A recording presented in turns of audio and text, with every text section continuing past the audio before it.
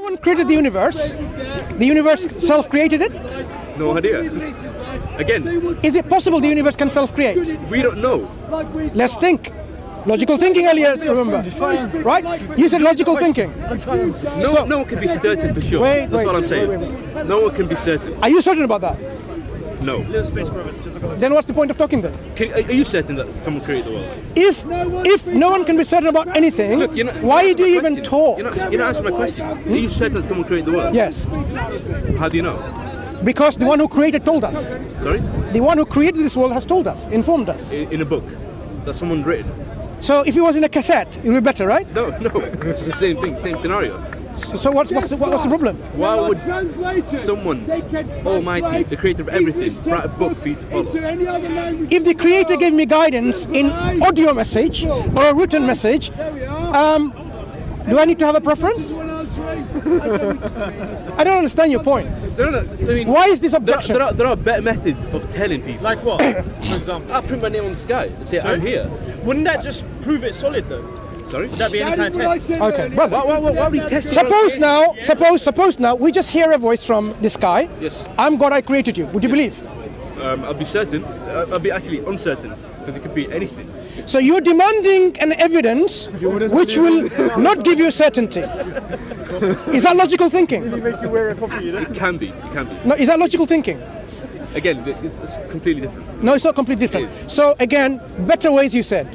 Better ways, instead of revealing a guidance to prophets and messengers, you said what? One in the sky, voice in the sky, which cannot give you certainty. I'll print my name. I'll print my name on the sky. If you see your name printed in the sky, you'll be certain. I'd question it, but I'd be more certain than a Would book. you be certain? I'd be more certain than... It's not more certainty. Would you be certain that that's it? I'm certain now God exists. You cannot be 100% certain of anything. Give me something that will give you 100% certainty. There's no such thing. There's no such thing. No such thing. It could be an illusion, it could be anything. Right. So you're demanding evidence which will never give you 100% certainty. It's more certain than a book. It's not about comparative more certainty. Can you be certain is the question. You said I can never be certain. Then why do you even demand in the first place? That's what kind of question is that? I mean, it's a question with It's like ordering something you don't want to eat. I mean, I don't understand where you're coming from. It's nothing like that. You are demanding evidence which will not satisfy you. It's more satisfying. No, not more satisfying. something printed. I want you to something that will satisfy you and convince you. That's it. You say that's it. I don't want anything else. It could be an illusion, it could be anything. God himself could come down and I could be hallucinating. Mass hallucinations happened previously. You're giving me something that would not satisfy you. What I want from you is Something what that will would- satisfy you. Nothing. Nothing. So basically, is it worth even demanding from anyone evidence about God?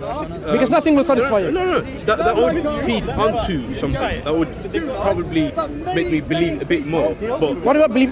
What will give you absolute certainty? Nothing. there's nothing. Right. So what's the point of even getting this, some less certain things in your life? And they thrive in it. What kind of question is that? No, it's a simple question. It's not a simple question. Another I'm not So do you attacking- agree? I hope God exists. So do you agree then, in principle, if there's a creator, the morality that comes from the creator In would be the principle, best? I think would be yes, the best? Yes. in Right. principle. So the But question I would- can't believe it philosophically. There's nothing to prove it. But in principle, yes, I think I it's don't good. understand your question. There's nothing to prove what? The morality can't- or the creator? Creator. I can't believe philosophically. I can't believe that a creator exists. But I think it is a better principle if we. That's understood. So when we say you can't prove there's a creator, how did you disprove there isn't? No, who say that is true? Okay. That doesn't So the mean question now is, you're in a position where you cannot prove or disprove a creator. No. But the fact, And it will never change. he still that's has not morality. an indecisive. It will never change. but the reality is either there is a creator or there isn't. Yeah. Right. So if there is a creator, there has to be ways of proving it. Yeah. And they're not convincing. And what would be a convincing way of proving it? Well, nothing. I don't think there is a way. You're actually closing all the avenues of knowledge, Because aren't if I tell you? you, maybe if I hear a sound from, I could be hallucinating. So there is no proof. There will never be a proof. So what gives you that certainty there won't be any proof? How are you certain? Because you can't prove something like this. I can't prove something invisible. No, how are you certain? How do you prove this? No. This is the question we're asking. If there is a I could tell possibility. you, I will believe there's a creator if something happens, like a miracle happens. But Would you? That could be anything. That could be hallucinating. Exactly. So, in principle, there has to be a way of establishing the existence of a creator. Yeah, but what If you way? haven't found ways of doing that, then But perhaps... you will decide the way. No, not me. What? That's what we're discussing. There has to be a way of proving Maybe it. I'll tell you. Oh, maybe if an animal talks to me, I'll believe there's God. But You see, what does that mean? my friend, does it mean? there has to be a way of proving it. If the creator exists, I don't there has know. No, so if you there don't isn't, know, because you can't talk about something that's invisible. You can't Invincible. decide- You can't decide what is gravity, what is gravity, convincing. is gravity visible or invisible? Gravity. If you drop your bottle, would that go Gravity is up science. or down? Oh, now you're talking about. No. science, which is Very, because you made a very interesting example. Invincibility. yeah. Gravity is not visible. It can be proved scientifically. Yeah. So you have to now. You have to now. Gravity, I have to admit. No, you have to admit that I'm not it is not about qualified. invincibility. It's good to admit. That's the problem, right? Visibility, I think. Invisibility. You agree? It is not about visibility or invisibility. It's not. Yeah. So the creator's existence and proving the existence of the creator is not because the creator is not visible. Because gravity is not visible, but you can prove it. Cool. No, gravity. I can. You can ask questions about it. Oh, this glass. It fell falls down. because I of ask- gravity. You can ask a question, but how do you begin to ask a question about God? If there was no God, would there be anything? If there was no gravity, would that fall? We can ask questions. Yeah, Exactly. but So I think it's a different thing. it's not a different thing. It's the same kind of inquiry. Because that's The inquiry is that's a about hard evidence the now. inquiry That's is a about question about cause a and very effect. Specific thing. Why did the glass fall? Because Very, very the effect of falling was due to a How cause. do you ask? Why are we here? That doesn't intrinsically mean there is a creator. Or it's not the Would same you not thing. agree? This is a very The reason the line of questioning is this: why does that fall? Yeah. Because falling is an effect, yes. and we are now attributing a cause to this effect. Because Yeah, what we there must see, be something. there has to be a cause for the Yeah, effects. yes. So, if, for example, you are here, there has to be a cause for your existence. Yes, Because you're an effect. absolutely, absolutely. If the universe exists Of course, or of began course. to exist, Of course there it- has to be a cause Yeah. for its existence. Of course, yeah. So we can Absolutely ask agree. this question. We can ask this. Exactly. Why So did we exist? Yeah. You can ask it, but there is no answer. when we attributed this You can't falling decide the and said it was answer according to gravity, you see, look, we said this was due to gravity. So you actually put an answer forward. Rather than saying there is no answer why the bottle falls on the ground. You actually went along Maybe and there, put... there will be an answer. I haven't heard it yet. Nothing's convincing. So that's why we need to know what will be convincing to us. I mean, interestingly, you did say if people Evidence, demand... evidence is convincing. There is no Exactly, but what level of evidence? of anything. No, even scientists, they don't have. They To, don't have any. to give you They an say they example, don't know how to give an it example, the skepticism or hyper-skepticism that we are illustrating in this particular discussion, have you had a brain scan of your own self? Right. So you haven't seen your own brain. But I Does know your brain I know exist? it's that. Yeah. What evidence do you have to suggest that your brain exists? I don't think it's. I don't. No, I don't. we think just that want to these are we just want to questions. extrapolate You're just asking. the reasonings that we It's use not the same in thing. terms of the level of skepticism that we use in everyday thinking.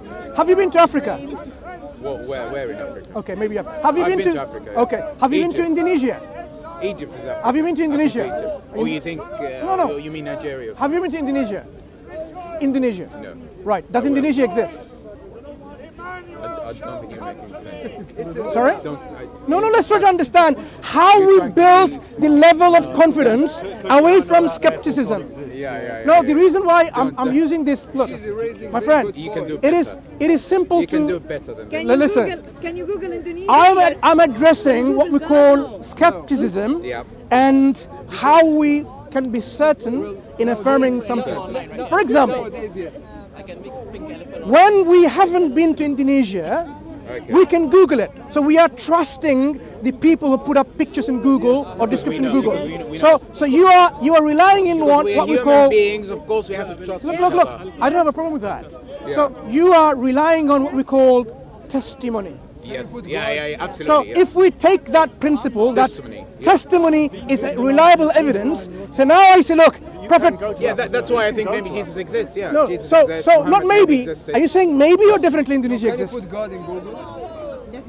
Definitely. Good. So now, if we find information that's been passed to us by testimony, there are hundreds and thousands of men of God that receive revelation from God as prophets and messengers, not and then the same. they said, look, and then we relied and trusted their testimony.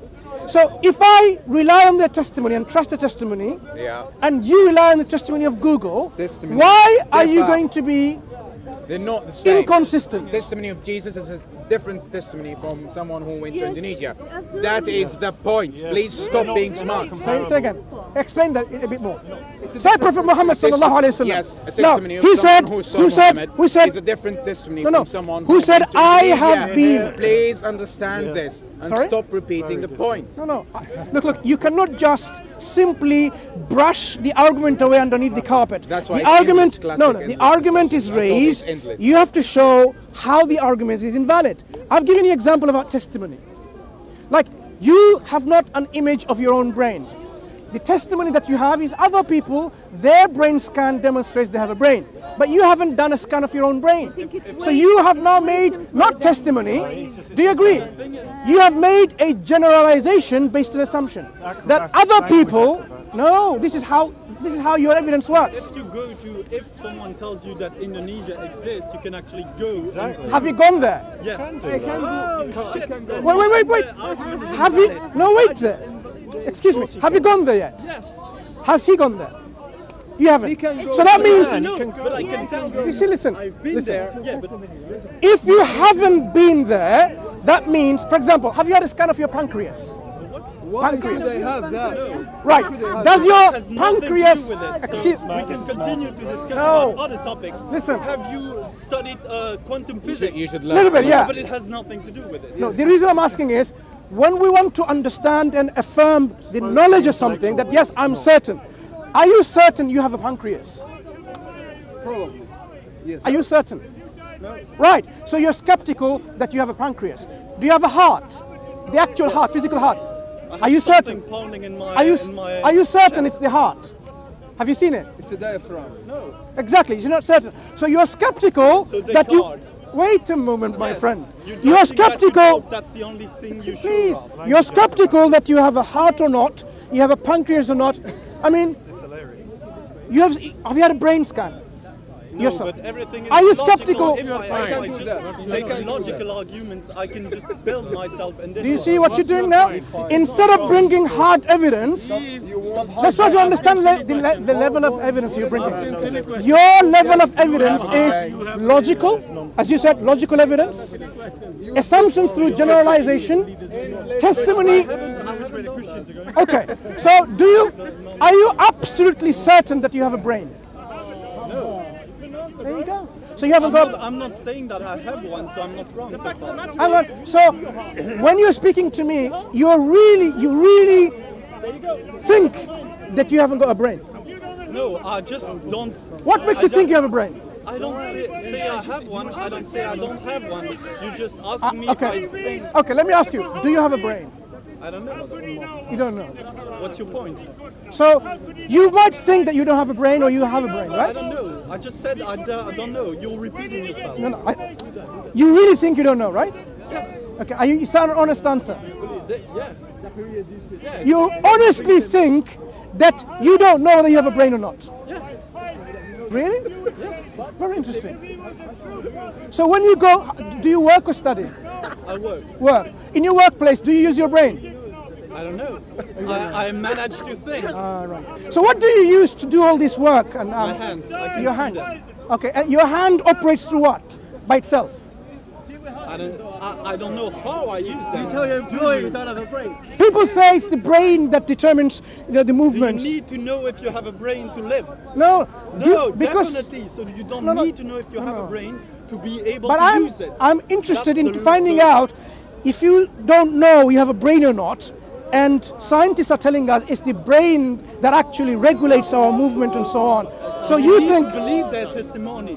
do you believe that you have a I brain? don't care. Do you believe? I can create a logical construction based on what they're saying and not assume anything in the end. Just until I get a proof that it's correct or not, I can assume that it's correct or not. But if the whole logical construction is working, I can not disprove it. So now you're bringing this question about logical credibility. If we use logical arguments, it's possible that we can accept it as an evidence. Is that what you're saying? So if someone demonstrates to you through a logical argument, Construction can be logical and validated. validated means you can accept it. Doesn't mean that the basement is validated. You're saying validated means it's acceptable. Acceptable if the basement is validated. What do you mean by basement? The basement or The like premise. the hypothesis. The premises. But Okay. if you disprove the hypothesis, the whole construction falls down. Yeah. So can you use a logical argument that you have a brain? So far, no. So far, no. Die and look into my own Right. head, skull. So all your everyday life, because you must have studied, right, in school and university, wherever, right? And then you never once thought that I may have a brain. I may have, but it's, as you said, But you don't it's know. only generalization. So you don't know. I've seen a brain in the human skull. Sure. I cannot prove that I have the same in my skull. I can just assume that given that it's the higher, Okay. the most likely. Let me ask you another feature. very silly question. Are you certain that you exist? This is an interesting question. That's what I said. It's an silly, but it's interesting. Are you certain you exist? No. You're not certain. No, maybe as Elon Musk said, we're maybe just a big simulation. Yeah, it could be a brain in a jar, right? What kind of way In of a thinking museum, is it could be a brain in a jar. this? Do you think you sound rational when you say these things? No, it's not I rational. mean, how can anyone take you seriously when you say these things? You're ready to say a brain in the jar. For example, okay, this is not reality, but you're not ready to admit. I mean, do you live your life like this, in oblivious, like you don't know not anything? Not knowing. It's, I mean, do you feel good about this, like thinking like this? Is it a good way of thinking? Does it give you peace and tranquility in your heart? Being that kind of hyper-skeptical, does it give you this tranquility in your heart? Who you are, what you hear, what are you doing? It's because I can build myself on this logical and social. So far, if you disprove ground hypothesis, I'm just asking for you ground hypothesis that makes you believe. But you're not certain you exist or not. It could be just an illusion. Are you certain that you exist? So I've been I am answering certain. all your questions. I am about certain. Why? Yeah. It's not about why. I am certain. Okay, so, So- you were answering question for like 10 minutes now. Yeah. No, it's my turn. Why are you sure Okay. you exist? So you you want want to know. answer. So you want to know from me. Hang on. You want to know from me why I'm certain. I think you couldn't take it. Next. Reality was too harsh. Who's next? Reality was too harsh. Mansoor wants more. The level of hyper skepticism really, you see, in the everyday life. That's insincerity. Exactly. He In knows- the he everyday knows life, very well. they won't behave with that. Imagine he had a girlfriend or a wife. Would you really think that her girlfriend doesn't Baby, exist like do he you doesn't really exist? Do I exist, baby? Okay, may Allah guide us all, you know. Let me ask you now some questions to ascertain. Do you believe God exists? I don't believe there's enough evidence for God's existence. Okay, fair enough. That's a fair statement. What evidence would suffice to convince you without a shadow of doubt that the Creator exists? Empirical. Empirical, okay? Explain a bit further. Any evidence, let's say. Any tangible evidence, Such as? such as for existence, manifests itself, shows itself, does something that announces before that I'm doing it. Well, he can't. Any evidence that I exist. Fine. So if you heard a voice in the sky saying, I am God, believe in me, you would accept? If I hear, Yeah, if you heard. no, it has to be substantiated by others. I If we am not.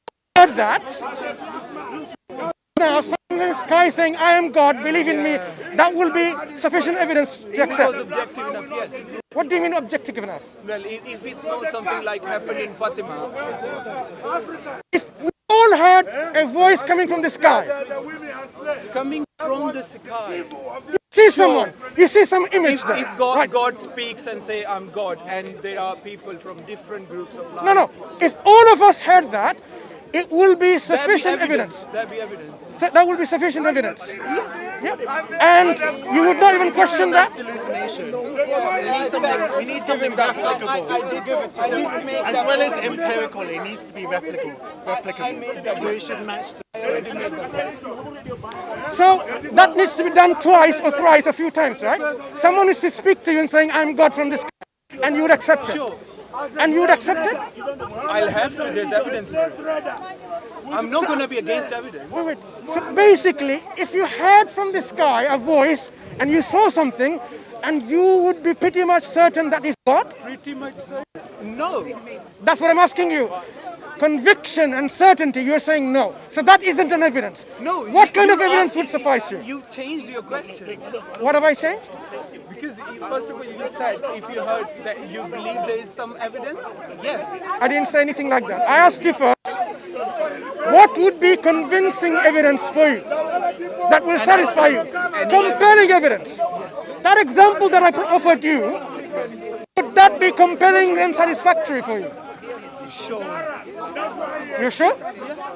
So if you heard a voice and you saw something saying, I'm God, that is, you'll be absolutely certain now God exists. There has to be. So, what's the notion of God, first of all? Because every God is different. Hang on. This voice says, I am God.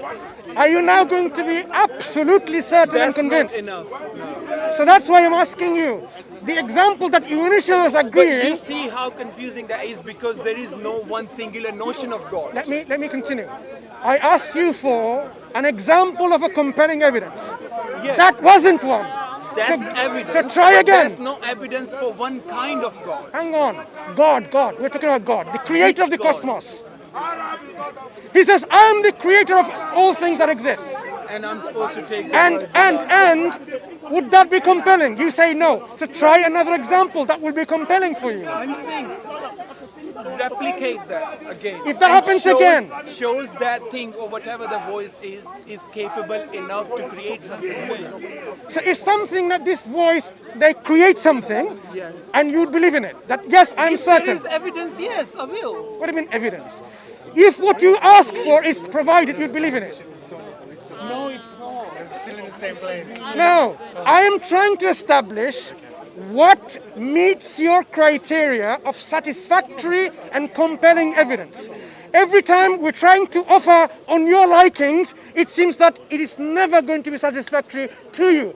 That is why we are asking is, what would be compelling to you, not to me? And what if the answer to that is I'm not sure unless I actually see something, and then I could deduce based on what's in front of me? Is that an acceptable answer? No, because then you will say, oh, it's not compelling. We want from you with should I your not be clean able to heart, do that? no. We want simply from your heart saying, look, from your initial position, there are no sufficient evidence for God. That's what you said, right? That's what you said. Yes. That means you are open to evidence. That means you have an idea what that evidence looks like. If you don't have an idea what the evidence looks like, if you don't have an idea what the evidence looks like, then you cannot say if sufficient evidence is provided to me, I will accept, because you haven't got a clue what the sufficient evidence is. Yes, you are in a because we're dealing position. with the unknown. That be again making up your mind about the unknown. I'm saying once the evidence is presented, let's analyze that and use something from Absolutely not. You need to have. that. Is that a sensible thing to do? You need to have, firstly, the moment you have a position, ideological position, there is no sufficient evidence to me yet to accept a God creator. That means you have some understanding of what evidence will be compelling to you? No. That means I'll see when the evidence comes forward and judge on the basis of the evidence. Absolutely not. Absolutely No, not. you're just being argumentative. Absolutely not. No, you are Let's being move the argumentative. conversation forward. I think, Let's I say think we he's agree asking, with what is your criteria? When you look for God, what criteria do you use? That if I I find... don't look for God. No, hear me out. So if I find X, Y, and Z, then that is what God is to me. Do you have such a criteria? No. Then how would you know what you're looking for? Because when the evidence is Unknown, provided, because it's you literally unknown. What do you mean It's unknown? unknown for you as well. No, when you say unknown, what do you mean? When you say you're looking for God, then I never said that. so you're not looking for God. So you're not open to looking for God at all. No. There you I go. spend my day with him. Okay, look. Don't do that. My did point not is say simple. When you say, I will analyze the evidence, the problem is this. When you look at the evidence, you will say, that's not sufficient, because you will shift the goalpost of what is sufficient to you. That is why from the very outset, I let me can see finish. the validity of that. From the very outset, you should have some criteria which will determine sufficiency of evidence from the very beginning. So does that list of criteria, are you saying that I have to have a comprehensive, unmovable No, list? something that is compelling okay, so to let's go you. with some... Do you believe that you exist? Or are you hyper-skeptical? Am I... Are you hyper-skeptical? No, I believe that I exist. Right. So, being in existence, is it possible, because you exist, there was at some point in the past, there was absolute nothingness? Yes, I guess so. What is absolute nothingness to you?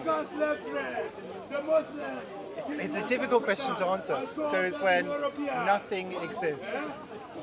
And I have to use the word nothing in the answer. I'm conscious of that. So, what is absolute nothingness to you again? Clarify. It would be the absence of anything. Right. So, if there was absence of anything and everything, could this result in something like you? And how do you, with your empirical evidence, come to that conclusion that it's possible? Alright, Assalamu alaikum wa rahmatullahi wa barakatuh. We're going to quickly go through, I'm going to try and make this as brief as possible, but we're going to go through some objections that atheists may have. But before that even, I'm going to try and put myself in the shoes of the atheist for a while, yeah? I'm going to go through some exercises, some mental exercises, inshallah, before we do the go up with Adam. So the first thing that ought to be asked is, when you're asking or speaking to an atheist, say you're an atheist, the question is, what is your truth standard? I mean, that's an important thing to establish. The atheist is an atheist because he's not satisfied, for the most part, with the evidences of theism, right? So he becomes an atheist. And for the most part, most atheists are negative atheists. So they are atheists because of a lack of belief of something, not because they have a positive argument against the existence of God. So for the most part, you could say that most atheists are negative atheists. Some of them are agnostic, so they wouldn't necessarily say 100% there's nothing, out there, but they just say that we are not satisfied completely with the evidences. So the first thing has to be asked is, what kind of evidences would you be satisfied with? And just thinking mentally, I came with 3 possible things which atheists could not deny, right?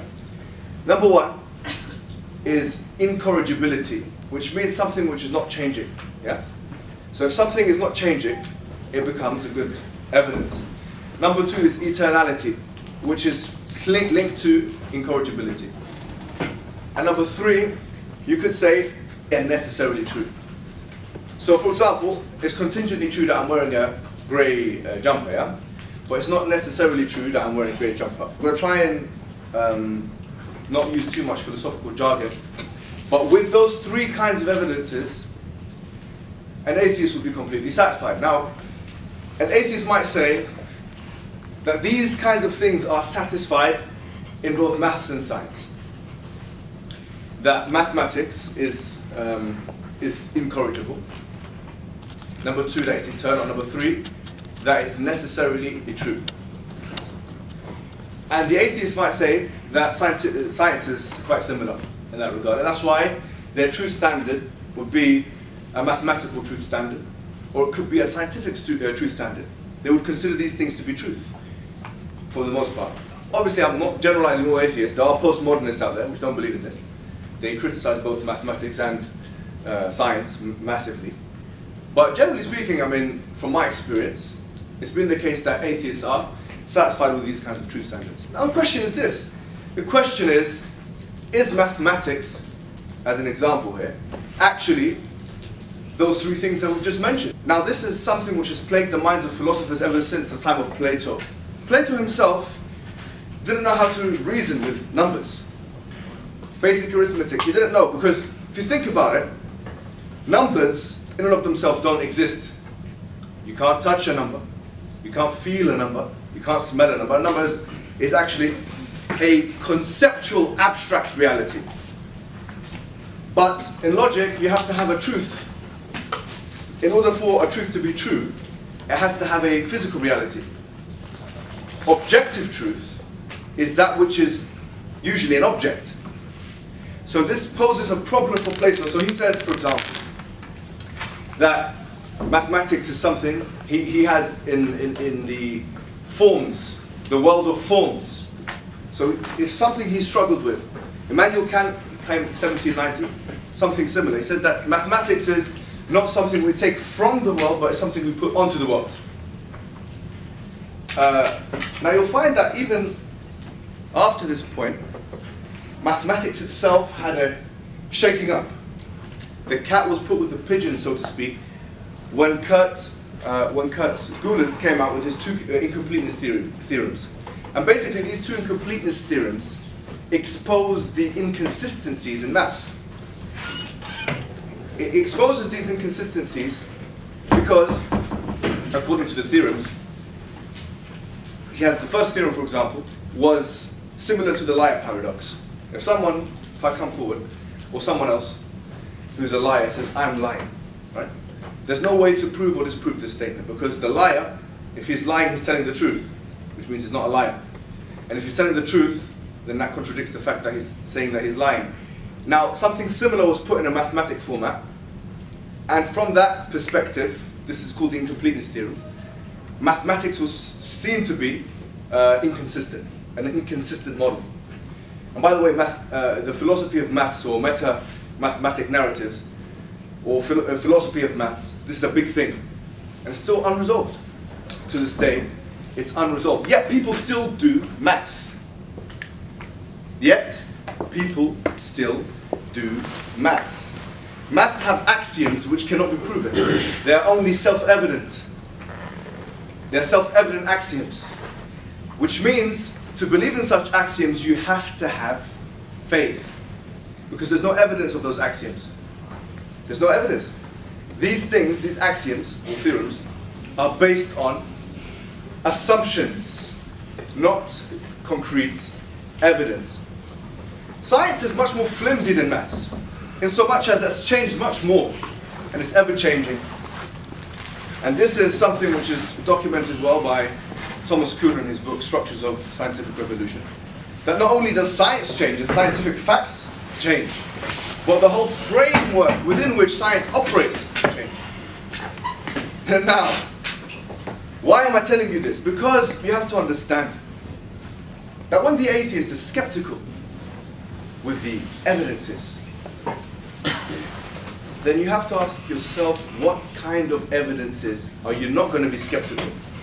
Because those truth standards that I've aforementioned in the beginning of this talk, if they're applied to almost any discipline, you would not have faith in anything.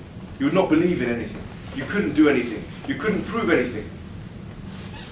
Therefore, the truth standard wouldn't work for the atheist.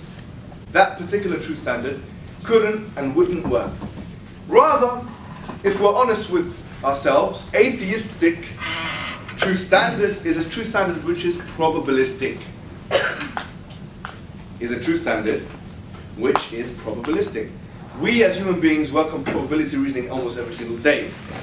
If something is 99% assured, we're happy. If something is 99% assured, we can say we're certain of it almost. Or we can definitely say we're certain of it. And if it all piles up in front of us as a big heap of evidence, then this assures us. This is where the arguments that are put forward by the atheist, or the lack of belief that the atheist has, I would say is unsubstantiated. Because if you use a probabilistic reasoning, okay, there is no doubt in almost anyone's mind that you will come to very many conclusions about this universe. The fact that it's fine-tuned. And when I say it's finely tuned, I'm not saying that it's aesthetically pleasing. I'm not saying that. That's not what fine-tuning means. Fine-tuning means it's fine-tuned to allow any kind of life to exist within it. This is fine-tuning. Atheists and non-atheists, Muslims, Christians, Jews, anyone who's done science agrees with this. I'm not saying there isn't any rogue opinion, but I am saying this is the normal approach to the cosmological environment around us. Martin Rees wrote a book called Just 6 Numbers. And he said that any of those 6 numbers, had they been different, the universe would not be as it is, and it would not allow human life to exist. Even Stephen Hawking, in A Brief History of Time, an atheist, an ardent atheist, he admits to the fine-tuning. The fine-tuning is something which is probabilistically indicating a design. If that is the case, then the question is, whom or what designed this universe? And from this perspective, it's quite a straightforward answer. The one or the thing that has designed this universe is that one or that thing that was able to do so. And who and what? Who or what could be able to do so? So we employ basic reasoning, and we realize that it must have been something or someone with certain characteristics. Must have had knowledge. It must have had power. It must have had the ability to change the situation. It must be one. Had it not been one, there would have been a conflict of interest between the many parties that there would be. This is God. The evidence of God is not just evidence, it's overwhelming probabilistic evidence. We don't have faith in that which is unreasonable. We have faith in that which is clear. And what I personally believe is that the atheist has to, in order to avoid this thorn in his or her side, they must employ a double standard approach. They have to. The way they live their lives is different to the way they want to conceptualize the theological and philosophical reality of God. That must happen. Other than that, the atheist must think. The atheist must dare to think. Okay, welcome to this live stream. Not sure who's on at the moment, but today we're going to be covering a very interesting topic, guys, which is proofs for God's existence. Now, it's probably one of the most interesting topics for individuals, especially in the times we live in, looking into the question of God, God's existence, proofs for God. You know, some people that are waking up to the understanding that there's more to life than what we're doing and how we're living, and they are in search of the purpose of life and meaning of life, and they realize that there has to be something there, someone there. When it comes to the question of God, the very first thing normally people ask about is proof. You know, if you have a discussion with an atheist, and if there's any atheists watching this right now, I'm sure, you know, as soon as someone approaches you or speaks to you about God, and even when you consider or think about God and the idea of God, the first thing that comes to your mind is, what's the proof? Where's the evidence, you know? And before I get into this topic and I discuss some proofs and share some arguments and share some thoughts regarding this topic, regarding the proofs of God and arguments for the God's existence, I want to lay down some foundational ideas first. And the very first thing I want to touch upon is the idea that we live in a time, we live in a reality, we live in a world which is very focused on seeing is believing, this type of ideology and understanding that unless I see something, unless something is in front of me, I can't believe it, right? Although this isn't true. Seeing isn't always believing. Most of the things that we believe in as human beings are not based on scientific empirical data, right? Most of the things we believe in are based on things like testimony, right? The hearsay of others, reasoning, just thinking about something deeply, reflecting over it, and then formulating beliefs regarding those things. However, this being the case, nevertheless, we live in a world which, through our schooling and through, our society and our upbringing, we are led to believe that unless we have physical proof for something, we cannot believe it. And even though this may not be taught to us directly like this, someone doesn't come in one day and say to us, look, you can't believe in something until you can see it. Just the way it's embedded within our psyches over time, the years that we grow up and all of this, and through the years of schooling, we end up with this way of looking at the world, right? Now, this being said, I'm not saying that, there isn't empirical data for many things that we believe in this world. Of course there is. Many things, at least some things that we believe in is based on us seeing it. For example, I believe this book is real because it's in front of me. That's the reason I believe this book is it, because I can see it, I can hold it, I can feel it, X, Y, and Z. But there are other things that we believe in which are not based on empirical data, and we believe in them as strongly as we would that the book is in my hand. So for example, some of us will, or not some of us, all of us will believe that our parents are our parents. So our mothers are our mother, and our fathers are our father. Now, when it comes to our mothers and fathers being our parents, we all believe this. We believe it as strongly as believing this book is right in front of me right now, right? However, when it comes to our parents, we come to this belief in a slightly different way. We don't come to it through empirical data, right? We come to the belief that our parents are our parents based on testimony, the testimony of our parents themselves. So we believe our parents based on what they've told us. And this is called authentic and valid testimony in the realms of philosophy, but we don't need to get into details regarding that. Key point to understand here is that there are many routes to knowledge. And as human beings, we utilize these different routes to knowledge to formulate beliefs about different things. So like I said, when it comes to the book that I showed you, I believe in this book because it's in front of me.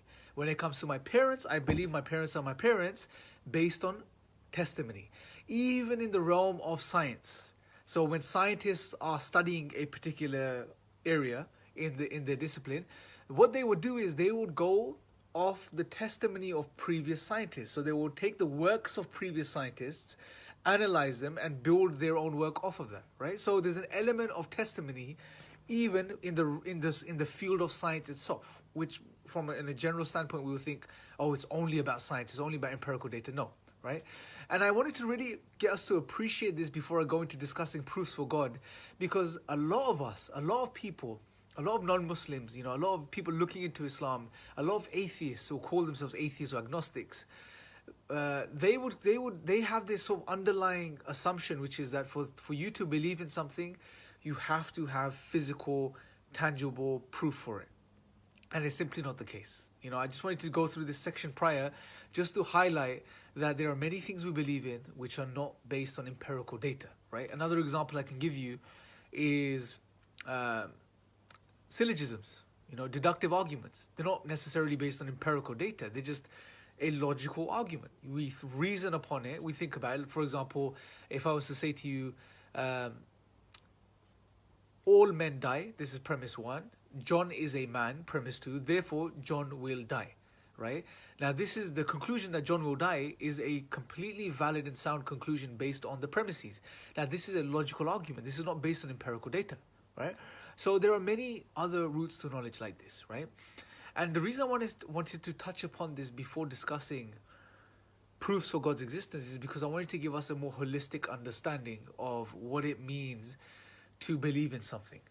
Beliefs are not simply formulated based upon empirical data, full stop. It doesn't work like this, right? We believe in many things for many different reasons, right? Now, that being said, the other foundational point I want to quickly touch upon is the understanding that when it comes to the belief in God from an Islamic perspective, we have to understand that God, who we refer to as Allah, God has told us in the Quran, which is the final revelation, that He is Allah, this is His name, that God did not create this life, and He did not create us in this life to simply give it all away and just spoon feed us, right? He created us, He gave us certain faculties, He gave us certain abilities, He gave us our rational faculties to think and to reason, He made us conscious, right? He gave us life. So we can use all of these tools to look at reality, look at the signs of God, and then come to a conclusion that He exists, that we turn back to Him, right? And when we come to this conclusion, this is in line with already what we believe inside, which is a part of our nature, which I'll touch upon in a second. So the key point here to understand is, God did not create us in this life to spoon feed us, essentially. He has given us all the faculties that we need. If used correctly, they would lead us to Him, right? They would lead us to Him. And He's put signs within this world. He's put signs there for us. So if we ponder over these signs, we reflect over these signs, they would lead us to Him. But it's not going to be the case where God says, look, here I am in front of you, although it's just a hypothetical point that I'm making. God is beyond the physical, He's beyond our imagination, He's unlike anything in existence. But God is not going to appear in front of you and say, look, here I am, now believe. It defeats the purpose of this life. Because God tells us in the Quran, for example, that a key aspect of this life is that we will be tested. And an element of this test is to see, can we use all of the abilities God has given us to find Him? To find Him and come to Him and turn back to Him. That's something key and very important that we need to understand. So God is not going to spoon feed us in this life, right? So it's not going to be the case and the reason I'm mentioning this is because many times when some non-Muslims, some atheists, unfortunately some of the aggressive atheists, not that all of them are the same, they will come to and approach Muslims and they say, look, show me, empirical data for God's existence. Why doesn't God come in front of us? Why doesn't He show Himself? And by the way, this was something that even at the time of the Prophet, peace be upon him, some of the Arabs would argue in this way. Why doesn't just God send angels down to the earth so they can appear in front of us and we can see them? And God tackles and addresses this mentality and mindset. For example, in another part of the Quran, God says, even if we opened up a stairway, a doorway into heaven, He opened up this dimension in the skies, and these people started to climb through this, and they could see everything in front of them physically, empirically, they can see what's going on. They would still deny this reality. They will say it's just our eyes have been bewitched. We're just being deluded. And through this, God highlights that there is an element of the human being that if that's corrupt, if the internal state of the disposition of the human being is corrupt, that type of person will deny any evidence. They could be shown all of the evidence clearly right in front of them. They can be given empirical data, they will still deny it. Another part of the Quran, God says, if we sent down scripture, pieces of paper, parchment, scripture right in front of them, and they could feel it with their own hands. This is what the Quran says. They could touch it with their own hands. They can tangibly validate it and have it right in front of them. They would still say, those that wanted to deny it because of the internal disposition, they would say, oh, this is magic. This is just, something else. This is not revelation. This is just something else, right? And this should highlight to us that it's not empirical data which is going to cut it for people necessarily.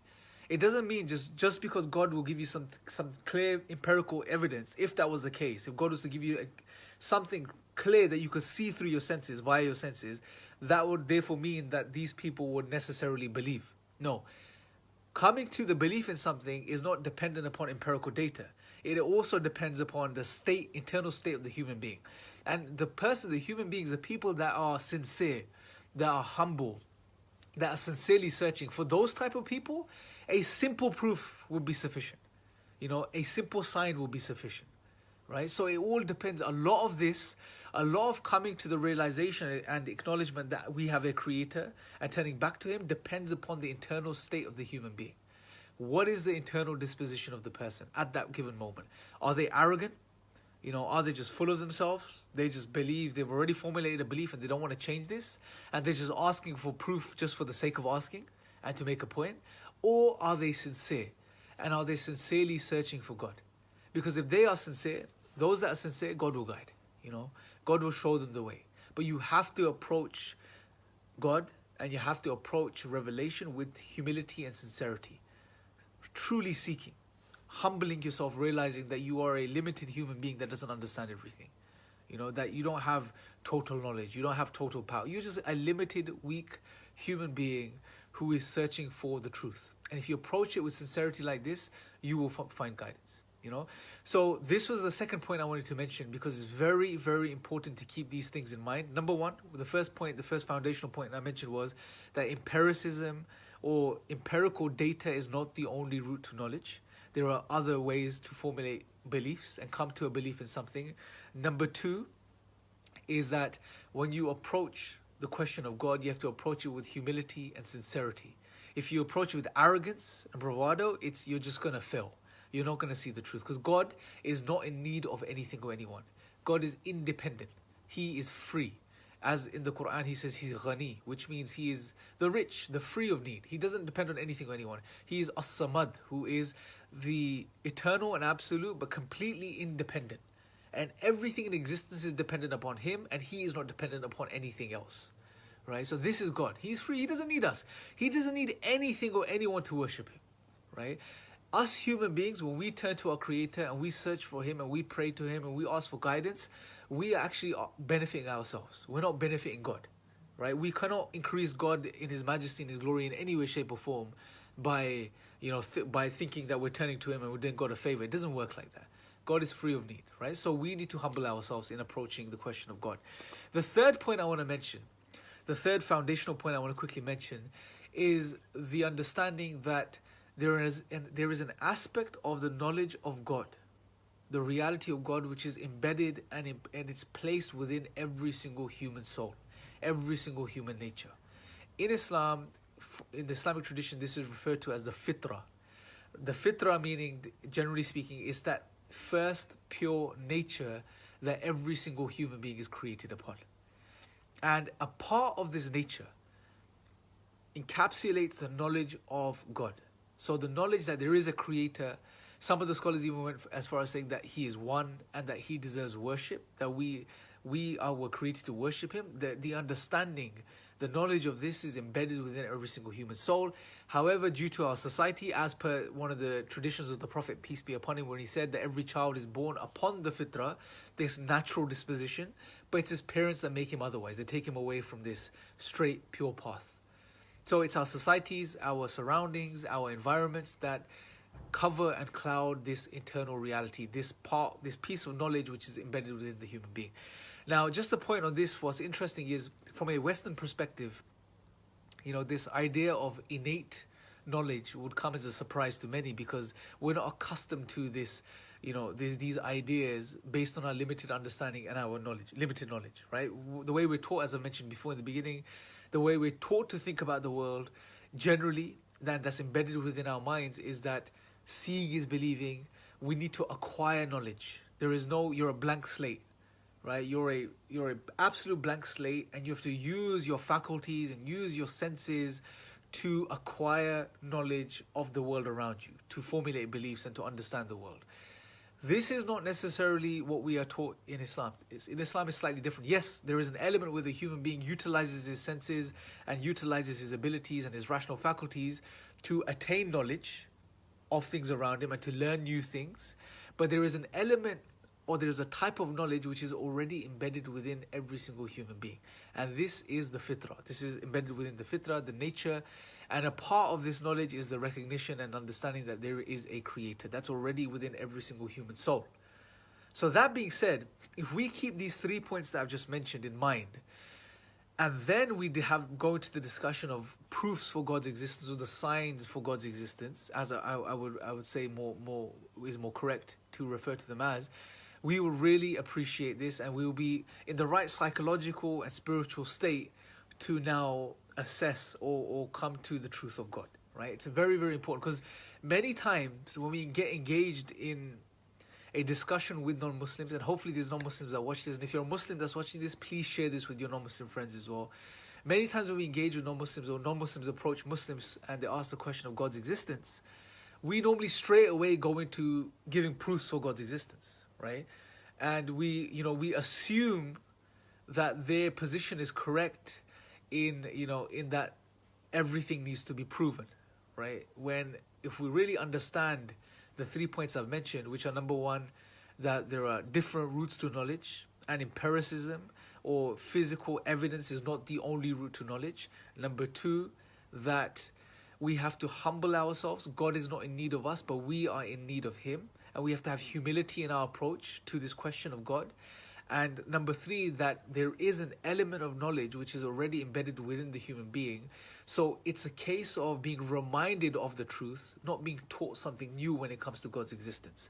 When we understand these 3 points, it will make that discussion that we have much more fruitful, and it gives people the right perspective when it comes to God's existence. Now, understanding this, when it comes to God's existence, what I want to do is, and by the way, if you guys have any questions, please do leave them in the comments section below. We'll be more than happy to help and try to address your questions. So when it comes to God's existence, yes, there is an innate aspect of this, that the knowledge of God is already within every single human being, but to remind ourselves, to refresh that truth that's within us, and to awaken that truth from within, there are some very powerful rational reasons, rational arguments that we use, which point towards the signs of God, right? So one sign, or one, I want to call it, let's call it proof and a sign that I want to point us towards, is that as human beings, when we see something, when we see an object, we can recognize, just by reasoning about it, that this object was created by something or designed, right? So for example, if I show you guys this bottle, right? And if I said to you guys that this bottle created itself, it made itself, it formed itself, no one will believe me.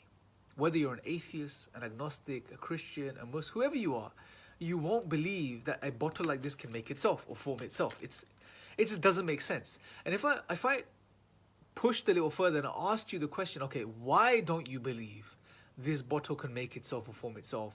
You would say, when you analyze the bottle, you say, well, look, it has a shape, it has function, it has a purpose, it's designed to contain water, it has a screw-on lid, so it has different parts, which are precisely designed in order to fit with each other, X, Y, and Z.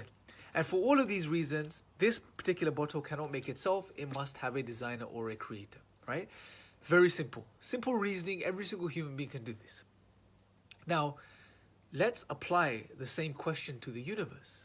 When we look at this entire universe, this entire cosmos, the universe, we can argue, is far greater than this bottle in every way, shape, or form. It's much larger. It's far more precisely, organized. There are laws within the universe, the laws of logic, the laws of physics, the laws of mathematics. There is fine-tuning within the universe. The universe is ordered and is functioning. It's allowing for intelligent life to exist, X, Y, and Z.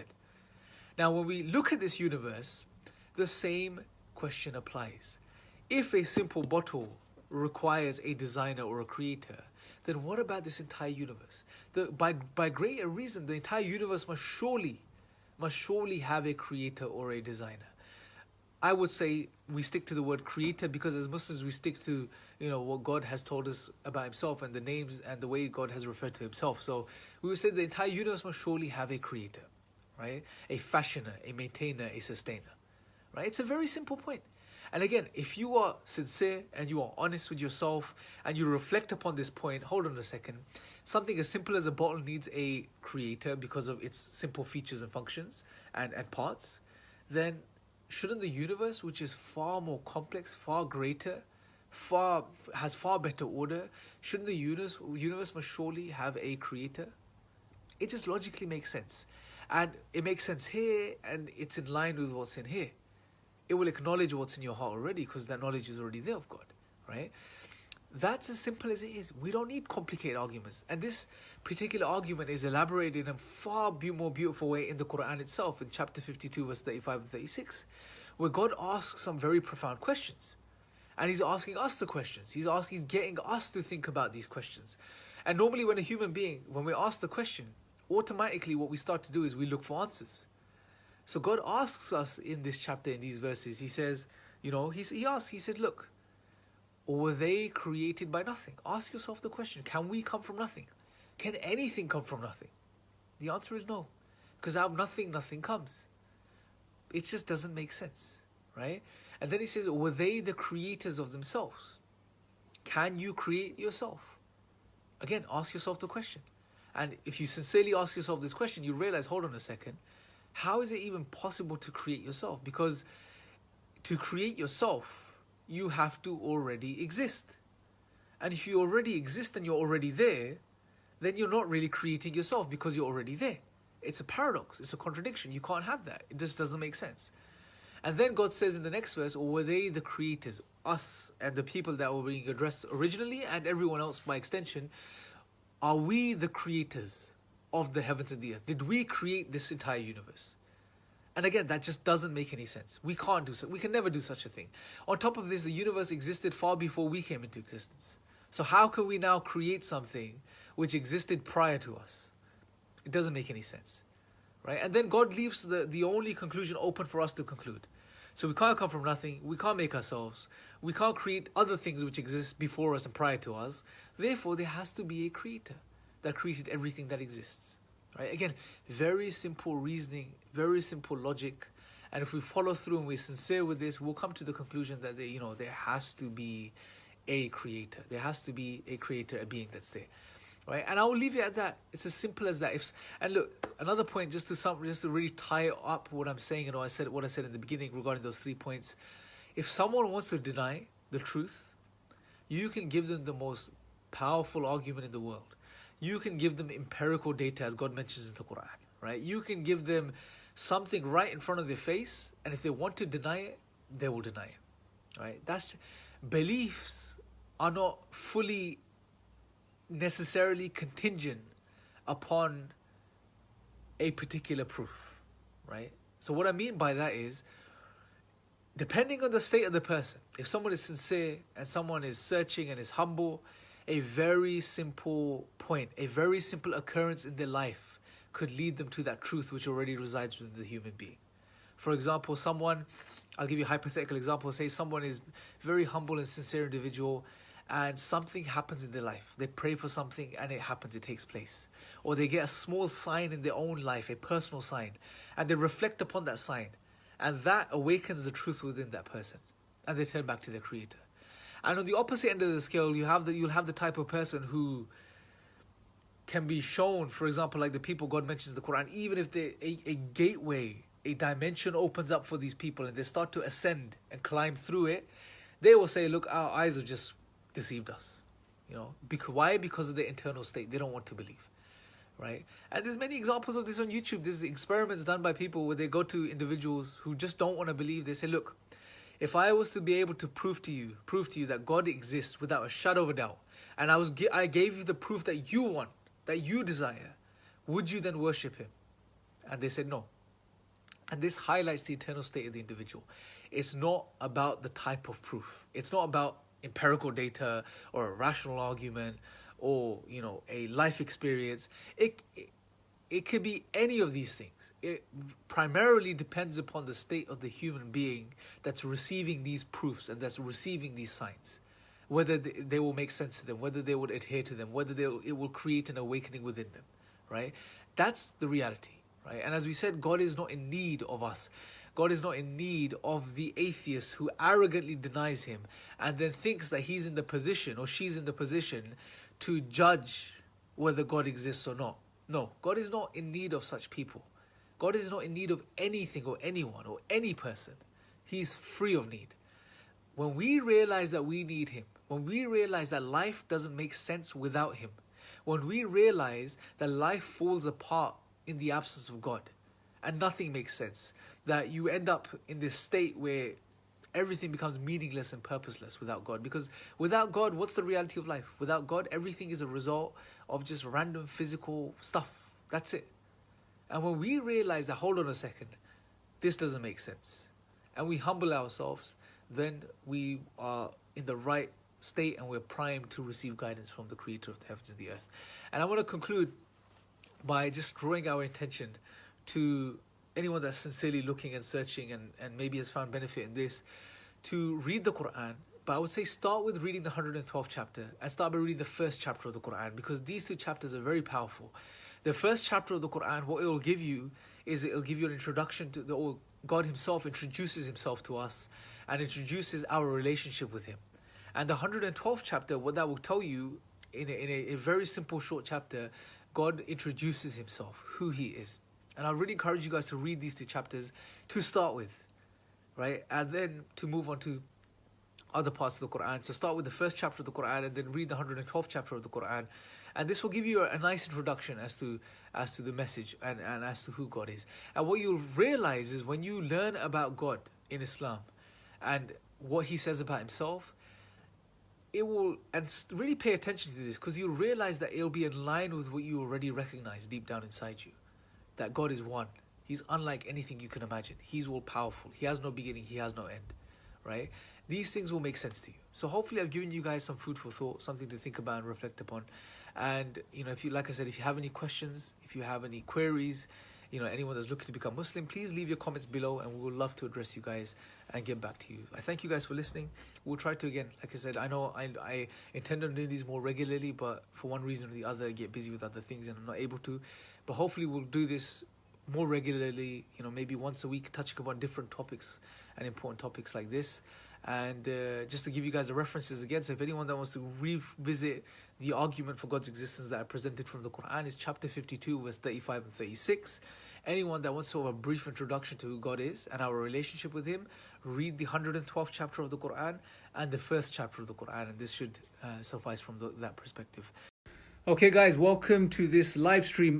Today I'm going to be discussing a very, very interesting topic. I've mentioned or spoken about this topic in previous videos, here and there, but I think it's important to sort of put aside a little bit of time and really discuss this particular point. And the topic I want to talk about today, or what I'm referring to, is roots to knowledge and proofs for God. Now, generally what seems to happen or tends to happen is whenever, atheists or non-Muslims or anyone that's, looking into the question of God begins to inquire, they begin to look for reasons and proofs for God's existence, they don't stop for a moment and they don't seem to think about, okay, what do I consider to be sufficient proof?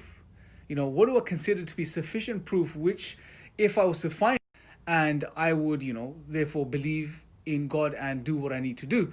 And on top of this, those, even Muslims, us Muslims, sometimes, unfortunately, when we speak to atheists, we speak to non-Muslims, when we're asked for proof for God's existence, we straight away go into it, and it's not a problem. We straight away go into it, and we start to give proofs. But we don't deal with a very fundamental underlying issue and problem, which is there. And the problem I want to talk about is understanding roots to knowledge. What do we consider? What modes do we consider to be there which allow us to attain knowledge? And what do we accept? What modes do we accept to be modes that lead us to certain knowledge, right? What leads us to knowledge?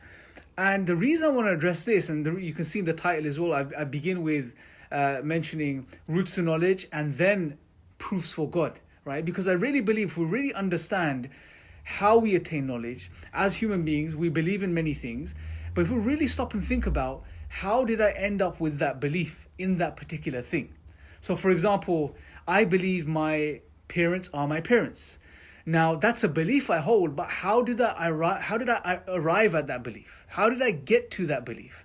It's a very important question, because and the reason we need to understand roots to knowledge, how we end up believing what we believe, is because it will really help us in the question of God and coming to the belief in God. And there's a reason for this, which I'll explain as we go along. Now, the very first myth that I want to dispel is a myth which is very prevalent in the times that we live in. It's a way of thinking, it's a way of seeing the world which has become common, right? It goes without saying. It just is. It's become the standard of the 21st century. And that, generally speaking, is that for us to believe, or you to believe in something, you need to see that thing. That's the simplest way I could put it. So it's to do with empiricism, right?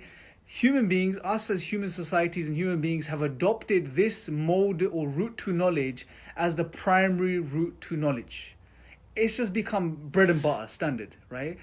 But the question, the thing I want us to really think about is that it doesn't have to be this way. Why is it this way?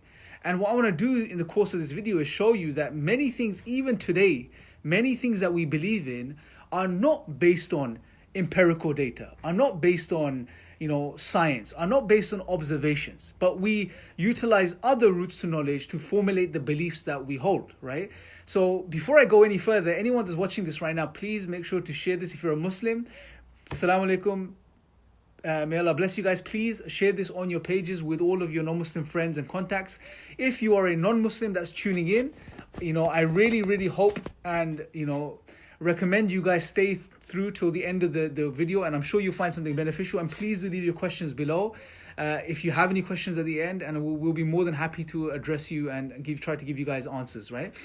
That being said, going back to the topic, roots to knowledge, right? And before I went off on a tangent mentioning that make sure you share this video, I just quickly highlighted that we live in the 21st century, and the standard way of thinking or the standard mode of attaining knowledge, the route to knowledge, has become empiricism. It's all about seeing is believing, and this has become standard, and this is embedded within our minds and our psyches from a very young age through our educational institutes, through our education, through schooling, through our social engagements, and the list goes on, right? Now, why is this a problem, right? It's a big problem because, like I said before, one reason is because many things we believe in are not based on empirical data or empiricism. And secondly, if we limit ourselves to this idea that science is the only way to truth, putting in a crude way, or that the only way I'll believe in something is if I see that thing and I can engage with that thing, I can feel that thing and I can taste that thing and smell it, then what will end up happening is you will end up pretty much believing in very few things, right? And you will pigeonhole yourself. You'll put yourself in this very narrow band of attaining truth, right? You will just be limiting yourself as a human being. And I'll give you some examples to this too. But I want us to understand, the first point I want us to understand and appreciate is that there is a standard that's been set that us human beings in the 21st century are almost directed to follow and to attain knowledge via, which is empiricism, science. Seeing is believing. Empirical data is what counts. If there's no empirical data, then that thing does not exist. This is a very common sort of narrative which is pushed by new atheists, such as Richard Dawkins, and the list goes on. And it's a general way of thinking that we've developed as human beings, right? This wasn't always the case throughout history, right? If you look at the works of philosophers and thinkers, they acknowledged and realized that there were many routes to knowledge, right? If anything, reason was something, and reason and logic was something that people focused on a lot more previously. But unfortunately, we live in a world today which doesn't follow the method. But I think we need to start to understand this reality, because it's not something we can get rid of. We can't just say, oh, look, we have science. It's an amazing method. It's an amazing tool to inquire about the world and learn about the world. Therefore, we don't need any other routes to knowledge. We don't need any other modes to figure out what's true and what exists and what to believe in, right? This is simply not true. And the proof for that is that we believe in many things which are not based on science. Case in point, our own parents, and I mentioned this earlier, and I've mentioned this many times before, and I want you to really think about this for a second. Every single one of us that's watching this live stream right now, every single one of us believes that my mother and my father both are my parents, right? Every single one of us believes that. Unless there is something wrong with us, we would believe this, right? Now, if we were to ask ourselves the question, why do I believe my parents are my parents? And really think about that question for a second. What we will quickly realize is that, hold on a second, that is not based on empirical data. And then very quickly you may think to yourself, well, hold on a second, I can do a DNA test. That's a potential. I could do a DNA test. But you haven't done a DNA test, right?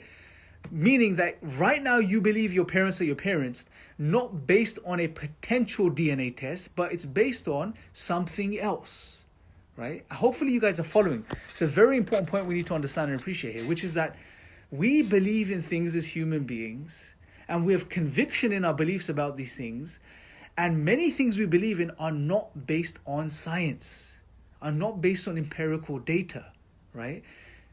For example, like I said, our parents. We believe in our parents not based on science, but instead testimony. The testimony of our parents, meaning their say-so, what they told us. The testimony of our siblings. The testimony maybe of our uncles and aunties, right?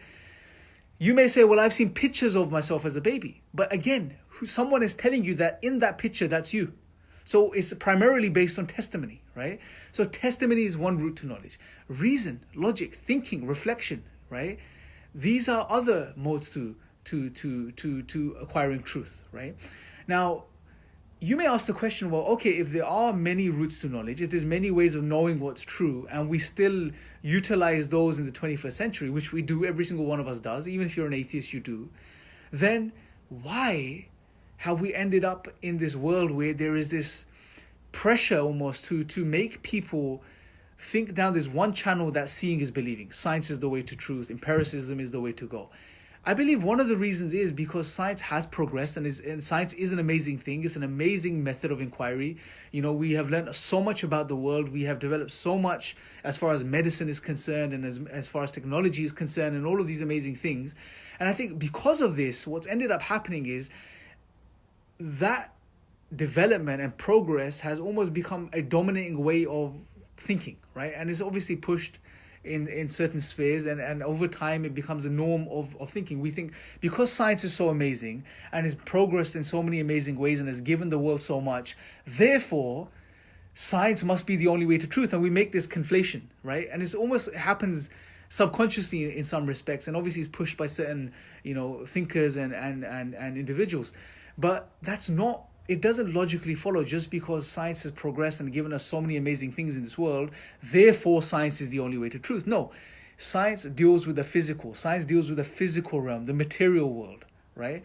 I think it was Bertrand Russell who once said, science, I'm paraphrasing, he says science, what did he say? He says science is attempts to discover and understand the physical world by means of observation and then reasoning upon that observation. So you do your observations, utilizing your senses, you observe the world, you gather data, and then you reason upon that data and try to understand what's going on. It's a beautiful tool, it's a beautiful method. It's actually a method that was developed by the Muslims in history, right? That's a whole different topic.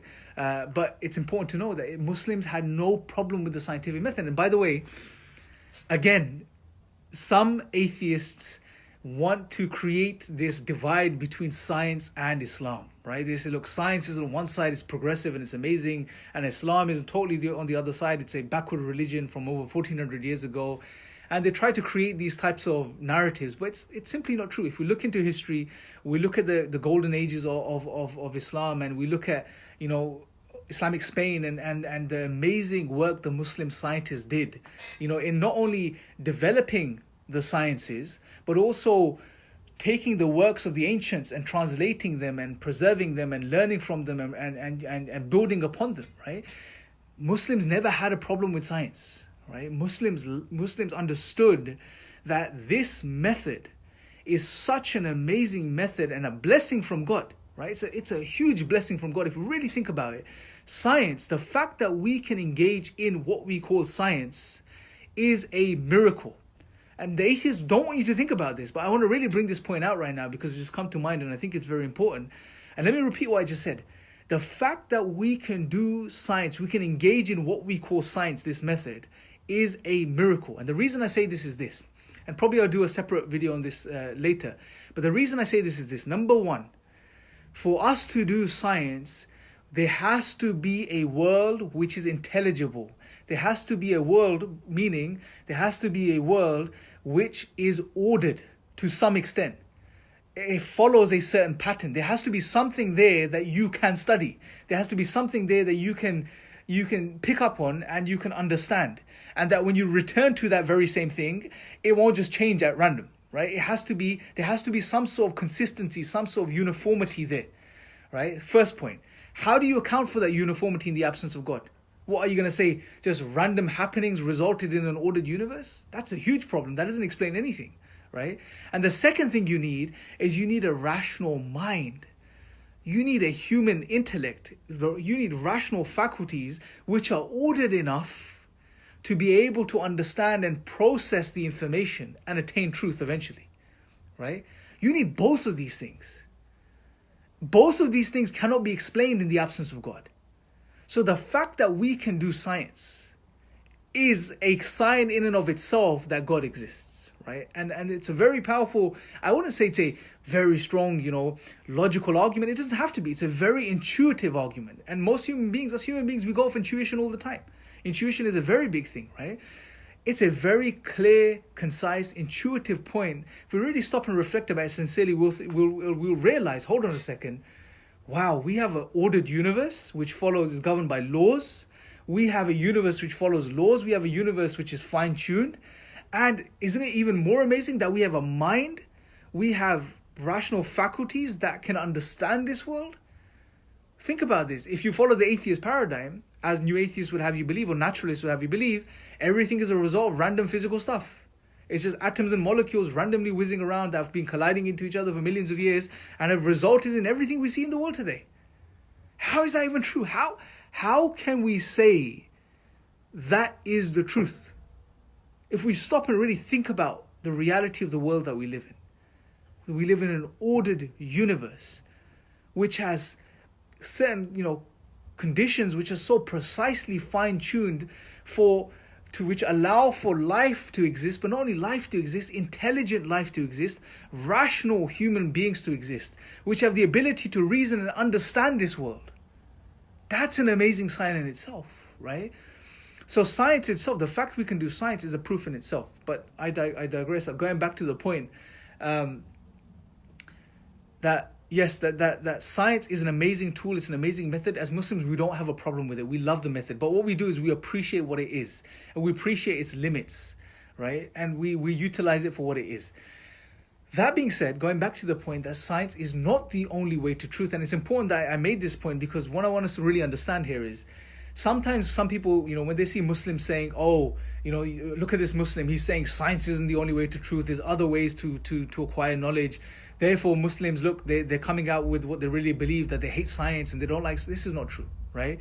Hopefully I've clarified that Muslims have no problem with science. We love science. We actually aided in the development of science and its progress in history.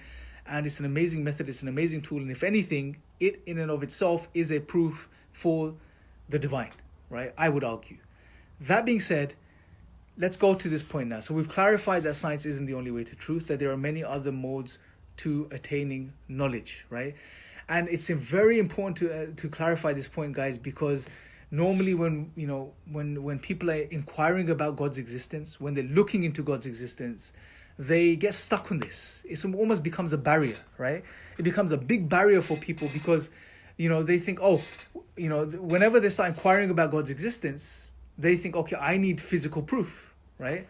I need empirical data. Well, you don't. You really don't, because if you really think about just 10 things you believe in your life, just 10 beliefs that you have, and ask yourself how many of those beliefs are based on science. And you'll be surprised. You'll be surprised. Many of those things, I would argue, would not be based on empirical data. Many of those things will be based on other things, such as testimony, such as just reason, such as intuition, and the list goes on. That being said, we need to also understand that when it comes to the question of God's existence, we need to understand God is not a part of his physical world, his physical creation. And it's another very important point to understand here, because look, if God was somehow, and we know God is not this, but just to get the point across, if God somehow was a part of the physical, then no one would have a problem in providing empirical data. But we need to really understand the point here, is that God is not a part of his physical creation. God is the creator of everything that exists. He is separate from his physical creation. He is separate from it. He is not a part of it. And it, again, intuitively and logically makes sense. How can God, the creator, the eternal creator of everything that exists, that he created, the universe that he created at a particular point, become a part of that universe? How can the eternal, all-powerful creator that has no limits become a part of his limited physical creation? It doesn't make sense. And God, and again, if you're talking to Muslims, this is our perspective, right? We're not dealing with Christians here. We're dealing with Muslims and the Muslim belief. In Islam, the concept of God is very rational, very intuitive, very logical, right?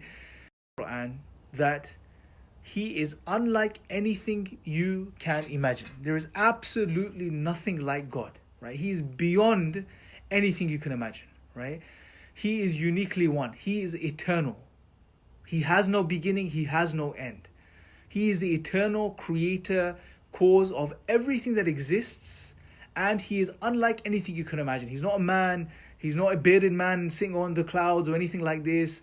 He is nothing like. He's beyond the physical, right? Hence, therefore, beyond human comprehension. We cannot ever say, oh, look, now I can imagine God. No, you can't do that. God is beyond what we can imagine or what we can conceive of via our thoughts, because our thoughts as human beings, anything we conceive of, anything we imagine up is based on prior experiences, right? Do a little experiment. Try to think of a brand new monster, right? A new monster. You may take a few minutes to do this, but as soon as you do this, you may have a picture of this new monster in your head, but you'll realize on further inspection that, hold on a second, the tail is like the tail of a dinosaur, the head is like a crocodile, maybe, I don't know, it has wings like a bird. So we normally take prior experiences, things we've seen in this physical world, and all of our imaginations and our thoughts generally are based on those things, a combination of those things, right? So we can never imagine God, who is beyond the physical, right? Now, understanding this second point, now the question arises. Walaikum salam. Thank you for joining Farheen. Please share this video, Farheen Khan. Going back to the point, understanding God is beyond the physical. Therefore, science cannot tell you about God because science is limited to the physical. Science is limited to what's physically observable. Now the question arises, what proofs do we have for God's existence, right? If you are open enough now, if you have an open mind and you've really thought about what I've said and you understand, okay, fine, science isn't the only way to truth. Fine, God is beyond the physical, and that makes sense for the creator of the universe. But what's the proof then? What evidences, what signs, what do we have which could really get us to appreciate the existence of God? What I would say at this point, first and foremost, I would say, before I even give you an argument, we have many amazing rational arguments for God's existence, right? Before I even go down that route, first thing I want us to appreciate and really think about is, I would say that the belief in God, the understanding that God exists, is very intuitive and it's very natural, right? And what do I mean by this? I mean, if you look at the universe, and whenever you go out, say you go for a walk tonight and you look out into the night sky and you see the amazing stars in the heavens and you see the moon and the sun and the earth, and you look at, and you sit there and just contemplate about the simple things, the simple order within the universe, the order of the earth, the order of our solar system, the constants and quantities that are required for intelligent life to exist. Just think about you as a human being, right? The fact that you are conscious and you can think, and the fact that you can emote and you have feelings. If you just think about these things, you would, if someone, after thinking about these things, if someone presented you with an option, and they said to you, hold now, all of the things you just thought about right now, about the universe and about your own existence, and those are reflections, which two of these views make more sense of those things? View one, that everything is a result of random, accidental happenings, just atoms and molecules which have been whizzing around at random, accidentally bumping into each other and have resulted in everything we see today. That's view one. Or view two, that everything that you see in the world and all of the order that you perceive is a result of a creator, a cause who created everything that exists, right, with a purpose. Which one of these two options intuitively makes sense to you? I would argue, if you are very sincere and honest with yourself, what's intuitive is the second option, right? That there is a cause, there is a creator, there is something behind everything, right? The second point I would say is that there are some very strong rational arguments for God's existence. Now, there is a video that I put out recently on my channel. My channel is called Epistemics. You can find it on YouTube, Stemix. If you go on that channel, I recently put out a video yesterday on the argument. I made a very beautiful argument, and the argument is really, really amazing. It's a very simple metaphysical argument. It's not based on science, right? Simple reason. And I'll just present it to you very simply here. The point that he makes is this. If something is dependent, then that dependent thing is dependent upon something outside of itself, right? Everything that we perceive within the universe and the universe itself is dependent, right? Therefore, the universe and everything that we perceive is dependent upon something outside of it. Everything, including the universe, could be dependent on either something that is independent, right, and therefore necessary, or it's dependent upon something else that's dependent, right? That's fair enough. But the problem with the second option is that if the universe and everything that exists is dependent upon something else which is dependent, then you're just pushing on the question. Well, what is that thing dependent upon? Well, you can say, well, that is dependent upon something else that's dependent. Well, what else that's dependent. And what's that dependent upon? And that's dependent upon something else that's dependent. And if you go on forever, you would have an infinite chain of dependencies, and you won't have the universe, right? Logical conclusion is that the universe and everything that exists, which is dependent upon an independent creator cause, right? And this is who we call God.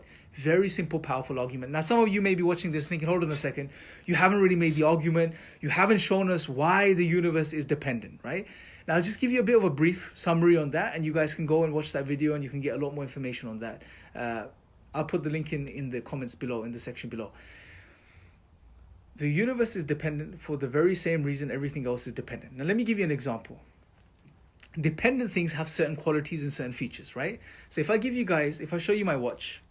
Now, my watch, if I asked you, is this watch dependent or is it independent? Think about this for a second. Now, the conclusion you would come to very intuitively and rationally is that this watch is dependent, right? Now, what lets you know that it's dependent? Well, the very first thing is that it's not necessary. It did not have to exist. This watch did not have to exist, right? It could have not existed. But the fact that it exists and it's in existence, now we can ask the question, well, why does it exist? What brought it into being, right? So therefore, it's not necessary. And when I say necessary, I'm talking about something for which it's impossible for that thing not to exist, right? So a necessary thing is something that it is impossible for that thing not to have existed, right? Now, the second thing, number one, it didn't have to exist. Number two, it has limited physical qualities, right? It has limited physical features, qualities, right? Meaning that it has a certain shape dial. It has a certain thickness band, right? It has a certain length bracelet. These are all limited physical qualities. It didn't have to have this size dial. It didn't have to have this length bracelet. It could have been other ways, right? It could have been 101 other ways, right? The fact that it has limited physical qualities highlights that it's not necessary. It could have been another way. Third point, right, is that this watch, its fundamental parts, its fundamental building blocks could have been arranged in another way, right? Meaning its individual bits and parts could have been arranged differently. So this button here could have been placed here. This button here could have been placed here. It could have been arranged in a different way. And if it could be arranged in a different way, therefore, we can ask the question, why is it arranged in this particular way? Why is it arranged like this and not in any other way, right? So these, at least, I'm just covering three, there's many other points, but normally when you look at something dependent, it would have a combination of these three features, right? Now, this watch has all three of these properties, right? It's not necessary, right? It didn't have to exist. It has limited physical qualities, and its fundamental building blocks could have been arranged in a different way, right? That tells us this watch is dependent. Now, take the watch and blow it up to the size of the universe. Let me ask you guys a question. Does the same question apply? Yes. Is that watch dependent or independent? You can ask the question. Now, ask the same question about the universe. Is the universe necessary? Did it have to exist? No. Does the universe have limited physical qualities, just like the watch? Yes, it does. The universe is a physical thing. It has limited physical qualities, right? Could the universe, the building blocks of the universe, the fundamental building blocks of the universe be arranged in a different way?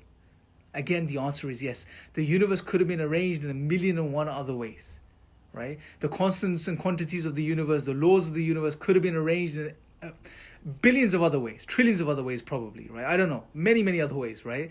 And if it could be arranged in 1,000,001 other ways, now we can ask the question, well, why is it arranged in the way that it's arranged, right?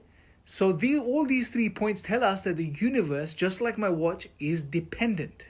And if it is dependent, therefore is dependent upon something outside of itself. And like I said in the beginning, there's only two options. Either is dependent on something independent and eternal, or is dependent upon something else that's dependent. And we saw the problem of saying it's dependent upon something else that's dependent. Therefore, the most rational conclusion is that the universe and everything that exists is dependent upon an eternal, independent thing, or cause, or creator. And this cause or cause we call God. We call Allah. And it's amazing because if you look at the Quran, and I'll conclude on this bit, if you look at the Quran and you look, for example, at the 112th chapter, God says very clearly, He says He is As-Samad, meaning He is the absolute, the eternal, and the one that's completely independent, right? Without any need, and everything is dependent upon Him at every single moment of its existence. Now you can see, this is just one very powerful, simple argument for God's existence, which is not dependent upon science, right, or empiricism, right? And hopefully now, because I mentioned the points I mentioned in the beginning of this live stream, you guys can appreciate that, you can appreciate this argument for one, and you can appreciate that, look, maybe we need to really understand, look, God is beyond science. Science isn't the only way to truth. Therefore, I should be looking at other proofs and reasons for God's existence. And if you open your mind up to even this extent, and you're sincere and you're looking for the truth, you'll go a long way in coming to the realization of the truth of God's existence. Hopefully this has been beneficial, guys. Make sure to like the page and to share this live stream so other people could benefit too. Shuk 1. The Epistemology of Doubt. By Dr. M. Nazir Khan. As you are reading this article, you likely believe that you are awake and not dreaming. You are confident that you know who you are, and that you are present in the real world and not, for instance, simply connected to an elaborate computer simulation that makes your brain see, hear, and feel experiences that are entirely fake and conjured up by the machine. But of all this, are you 100% certain? There are many possible ways that reality could be fake, and these have been explored in popular culture in the form of various films. Perhaps what we think is real life is a dream, Inception, or perhaps our memories have been replaced with false memories about who we are, Total Recall, or perhaps we are living inside a computer simulation, The Matrix. These imaginative ideas may make for captivating stories, but you wouldn't entertain any of these ideas seriously. You don't see any good reason to doubt that your life is real, or that you are who you think you are. Shuk is the Arabic term for doubt, and epistemology is the term for the discipline which seeks to address the question, how do I know what I know? How would I know a true belief from a false one? What makes some doubts reasonable and others unreasonable? Should skepticism be our basis for establishing knowledge? The present article will explore these questions. Inconsistent skepticism. Skepticism is the term for using doubt as a methodology in belief and knowledge. It means that our default approach towards some claim should be to doubt it and demand proof before accepting it as true knowledge. One can, of course, apply skepticism to a broad range of things. The preceding discussion illustrating the case of the reality skeptic, one who doubts that he or she exists in the real world. One type of reality skeptic is the solipsist, someone who doubts the existence of anything other than one's own mind.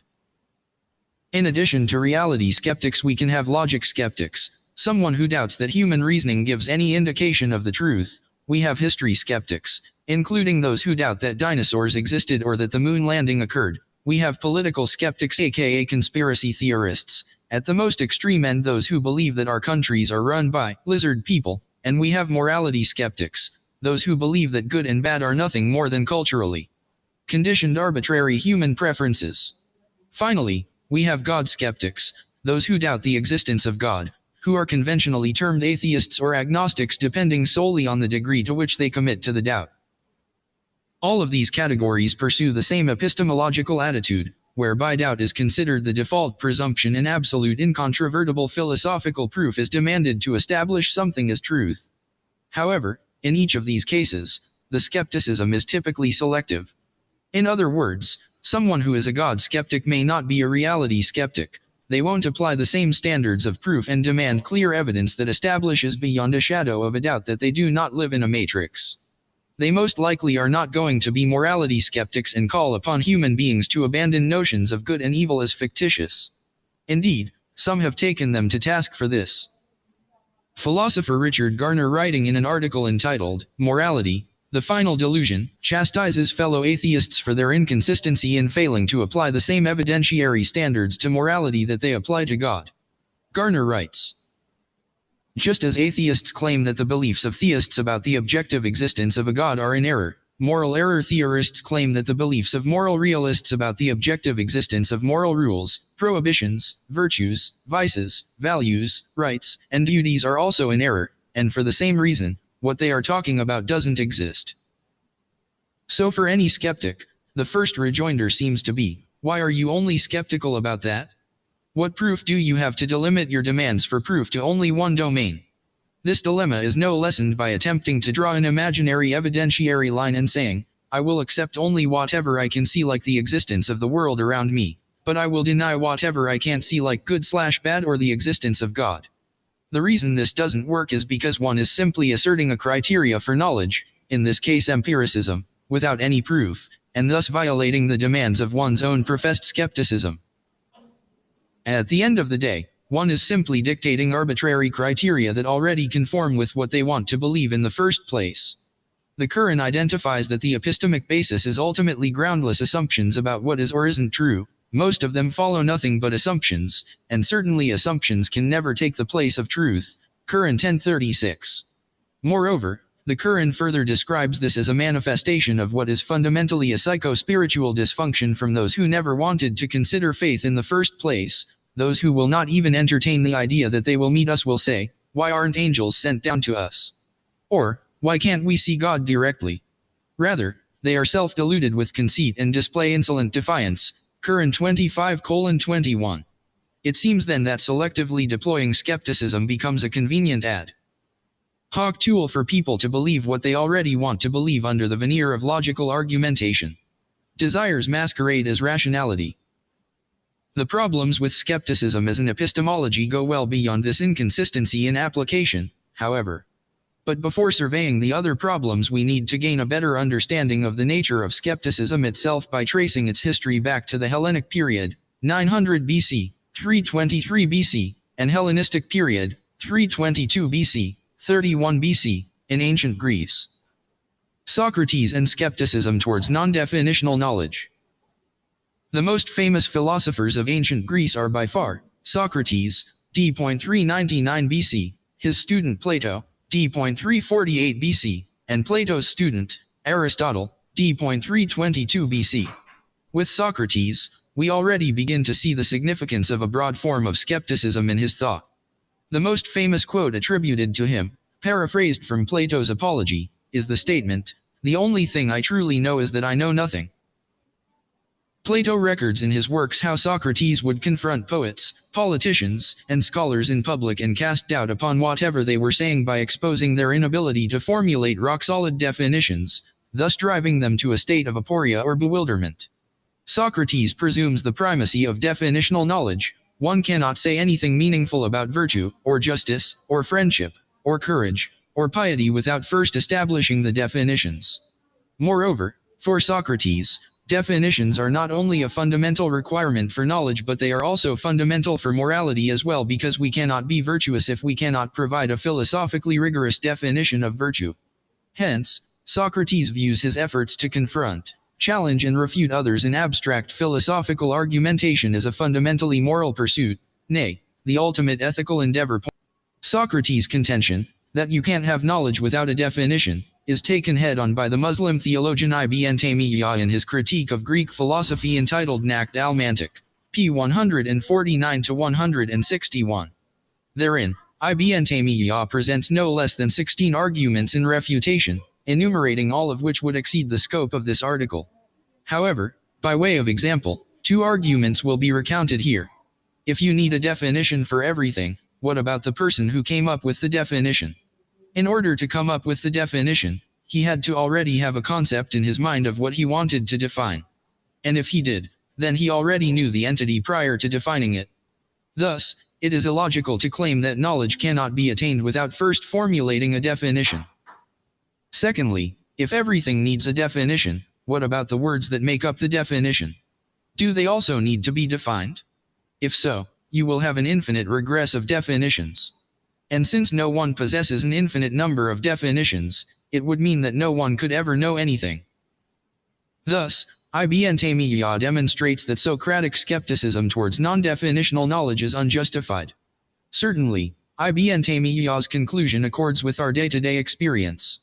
Do you need to come up with a philosophically rigorous definition of love, happiness, sadness, or fear to experience these feelings? Do you need to have a philosophical debate over what justice is in order to identify that racial discrimination is unjust? Ibn Taymiyyah argues that definitions are only imperfect verbal formulations of knowledge that arises from deeper sources. See article on the Fitrah. The Hellenistic roots of skepticism. 1. Aristotle and the Peripatetics. After Socrates and Plato, a diverse array of philosophical schools emerged in the Hellenistic period in Greece. One group was the followers of Aristotle known as the Peripatetics, people who walk, given this name because of Aristotle allegedly had a habit of walking, which teaching. Aristotle's most salient contribution was the notion that knowledge must be established by means of a logical deductive argument, or syllogism. A classic example of a syllogism is the following: 1. Socrates is a man. 2. All men are mortal. 3. Therefore, Socrates is mortal. Supposedly, this is the only way to know something for sure and establish the truth of something without any doubt. Thus, Aristotelian rationalism entailed skepticism towards anything that could not be established via syllogistic argumentation, an idea to which Ibn Taymiyyah devoted extensive refutations in his works Radallah al-Mantiqiyan, Naqd al-Mantiq, and Dar Ta'arud al-Aqwal Naql. Aristotle's idea of the syllogism is perhaps the biggest influence on contemporary debates about God and religion, the feeling that we need to have a philosophical proof, in the form of a syllogism, in order to prove that God exists. For instance, the contemporary popularized version of the Kalam cosmological argument offers the following syllogism: 1. The universe began to exist. 2. Everything that begins to exist must have a cause. 3. Therefore, the universe must have been brought into existence by a creator. But there are many deeply flawed aspects to adopting this line of argumentation. If faith is only soundly arrived at through the use of such philosophical arguments, what about the masses who possess no philosophical sophistication? Is their faith invalid? Once the premises of the argument start to be debated, all sorts of complex cosmology and astrophysics are thrown into the picture in order to keep the argument afloat. Do we really expect that every believer is required to sift through all this jargon about astrophysics before being able to attain certitude, yaqeen, in their faith? Isn't there a more fundamental access that every believer has to the truth, not through the obscurity of philosophical jargon, but through the immediacy of what makes sense to their fitrah and allows them to see life as a meaningful journey with a purpose? Shouldn't it be the message of Islam that captivates one's convictions rather than the technicalities of the initial entropy in the universe and whether a beginning is implied by the Bordguth-Vilan-Keen theorem? In our zeal to show others the truth of Islam, we've turned our conversations about Islam into arguments that have nothing to do with Islam. Moreover, the approach of looking for philosophical proofs is not how human beings decide on truth in their daily lives. Nobody demanded philosophical proof to show that their parents truly love them. Nobody needed a syllogism to know that honesty is better than dishonesty, justice is better than oppression, or kindness is better than cruelty. Human beings naturally gravitate towards what gives their life meaning. That's why we don't need to be skeptical about morality, because we couldn't make sense of how to live in the world without a concept of good and bad. We couldn't make sense of our surroundings without a concept of cause and effect, and that's why no one needs to demand a philosophical proof that causality is a real thing. Likewise, how do human beings make sense of the big questions of life's meaning and purpose? The why questions: why does anything exist at all? Why am I alive and conscious? What am I meant to do with this awareness and with my abilities? Why do people go through experiences of pleasure and pain? What's it all about? 2. Empiricists, Stoics and Epicureans. Empiricism means using our 5 senses to decide what is real and what isn't. Aside from the Peripatetics who followed Aristotle, there were other schools in Greece that were staunchly empiricist, such as the Stoics and the Epicureans. Knowledge for the empiricists was to be constructed upon our observations and physical experiences, which naturally entailed skepticism towards that which is beyond direct human observation.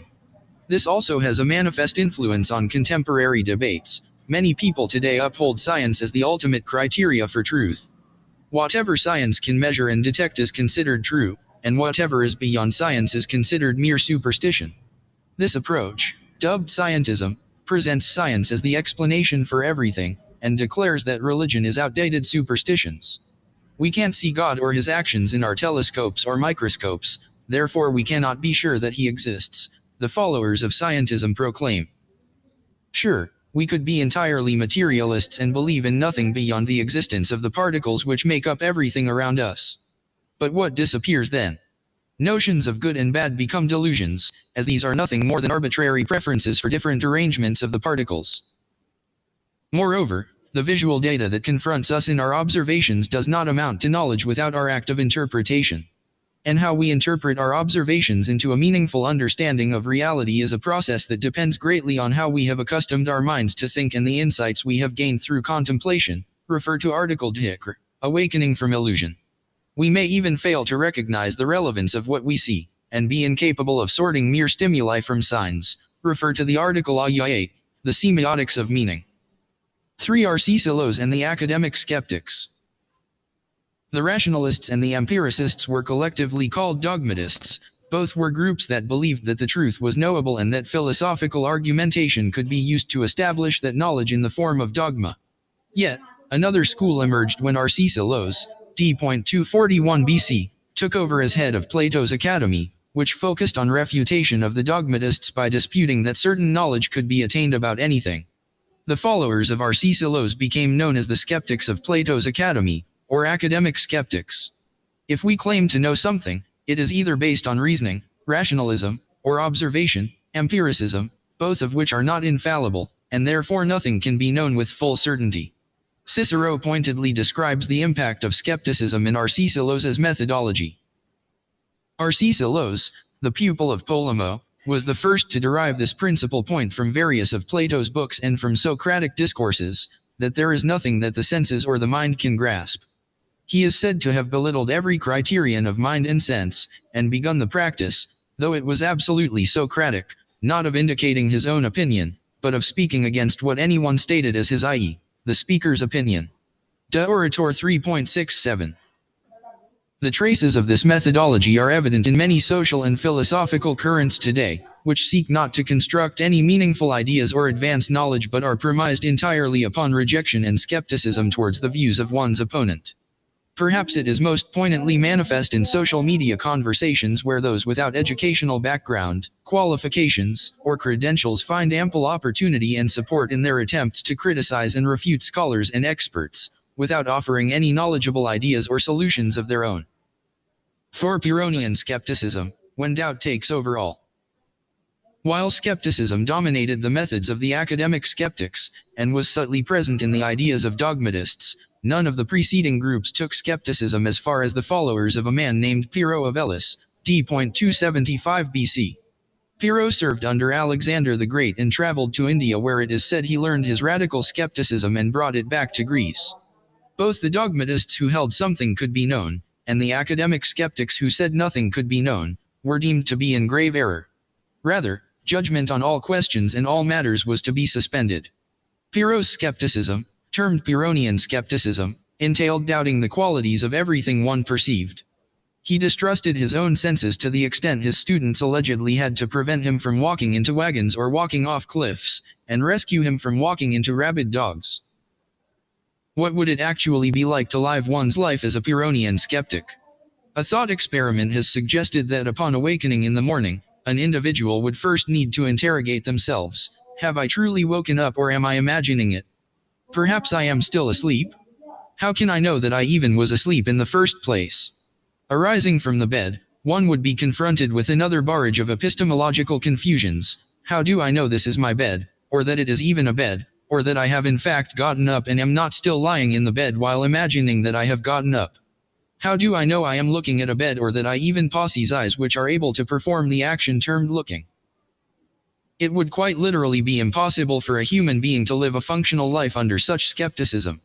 With one's mind constantly occupied with obsessive doubts about anything and everything, one would be robbed of the capacity to have valuable thoughts that allow one to attain knowledge and construct meaningful construals of reality that assist in one's intellectual, moral, and spiritual development. Instead, one would be doomed to forever wander the barren mental landscape of skepticism, incapable of escaping the cycle of doubt. As the Quran describes, those who believe not in God and the last day and whose hearts have doubted, so in their doubt they will perpetually waver. Quran 9:45. The Quran on the futility of skepticism. There are ample passages in the Quran which describe the epistemic attitude of skepticism and delineate why it fundamentally fails. As alluded to earlier, the Quran demonstrates the arbitrary nature of what is demanded as proof. In a fascinating passage, The Quran enumerates all the nonsensical criteria the Quraysh came up with and demanded prior to affirming faith in Prophet Muhammad. And they say, "We shall not believe in you, O Muhammad, until you cause a spring to gush forth from the earth for us, or you have a garden of date palms and grapes, and cause rivers to gush forth in their midst abundantly, or you cause the heaven to fall upon us in pieces, as you have pretended, or you bring Allah and the angels before us, face to face, or you have a house of gold, or you ascend into the sky. And even then, we will not believe in your ascension until you bring down to us a book we may read. Say, exalted is my Lord. Was I ever but a human messenger?" Quran 17:90-3. All of these purported standards of proof are entirely made up. And they didn't end with the Quraysh. Even in modern times we have the likes of an atheist who proclaims that a true holy book from God would delineate the details of germ theory, or perhaps it should have told us the cosmological constants of the universe like the speed of light or gravitational attraction, as if this would be appropriate for a book of spiritual guidance intended for all times and places. Thus, the Quran illustrates that skepticism is self-defeating because one can easily turn it upon itself and ask, what proofs are there for my assumptions about what constitutes proof? What proof is there for the preposterous assumption that a holy book is only from God if it tells us about bacteria and germ theory? Beneath all this rhetoric is an unmistakable sense of self-importance. Truth should fit my desires. I am the one who decides what should be considered true or untrue. The thought process belies the same cognitive composition of takabbur whereby one reaches arrogance through the self-aggrandization of one's own whims and desires. Similarly, in the story of Prophet Musa, his people said to him, "O Musa, we will never believe in you until we see God directly." Quran 2:55. This is in essence the slogan of skepticism and non-belief. We will never believe until. Insert made-up standards. And the biggest telltale sign of this being an elaborate excuse and contrived ruse is that when the demanded proof actually materializes, it still does not engender faith in the mind of the skeptic. The Quran states, "And even if we opened to them a gate from the heaven and they were to continue ascending thereto, they would say, our eyes have only been dazzled. Rather, we are a people affected by magic." Quran 15:14-15. One may be astounded by this passage. Who could possibly be so obstinate that even whilst ascending up into heaven they would deny God and claim that it was all a hallucination? Well, as a matter of fact, this attitude persists. In a conversation between an atheist and a psychologist, the latter asked the former what would he need to witness to finally affirm God was real, to which the atheist replied, "I would need to see God myself." The psychologist replied, "And if you did see that, would you then believe?" The answer of course was no. "Well, I would probably think that I was having a really bad hangover." So what point is there to all this skeptical pontification when at the end of the day, it amounts to nothing? If you've defined your concept of proof in a way that nothing could possibly convince you of something you don't want to believe in, can this really be described as a rational or intellectual position? This leads to the next point. Skepticism as an epistemology fails because it is premised upon the rejection of ideas and can never lead to a fruitful increase in knowledge. We need to adopt a better epistemology if we are to be able to develop a meaningful understanding of the world and escape the perpetual cycle of doubt and skepticism. Refer to this article on the concept of meaningfulness vs meaninglessness. The Quran advises us to seek not mere information, but rather guidance, hidayat, that which contextualizes our knowledge into a meaningful understanding of how to achieve moral, spiritual, and intellectual growth.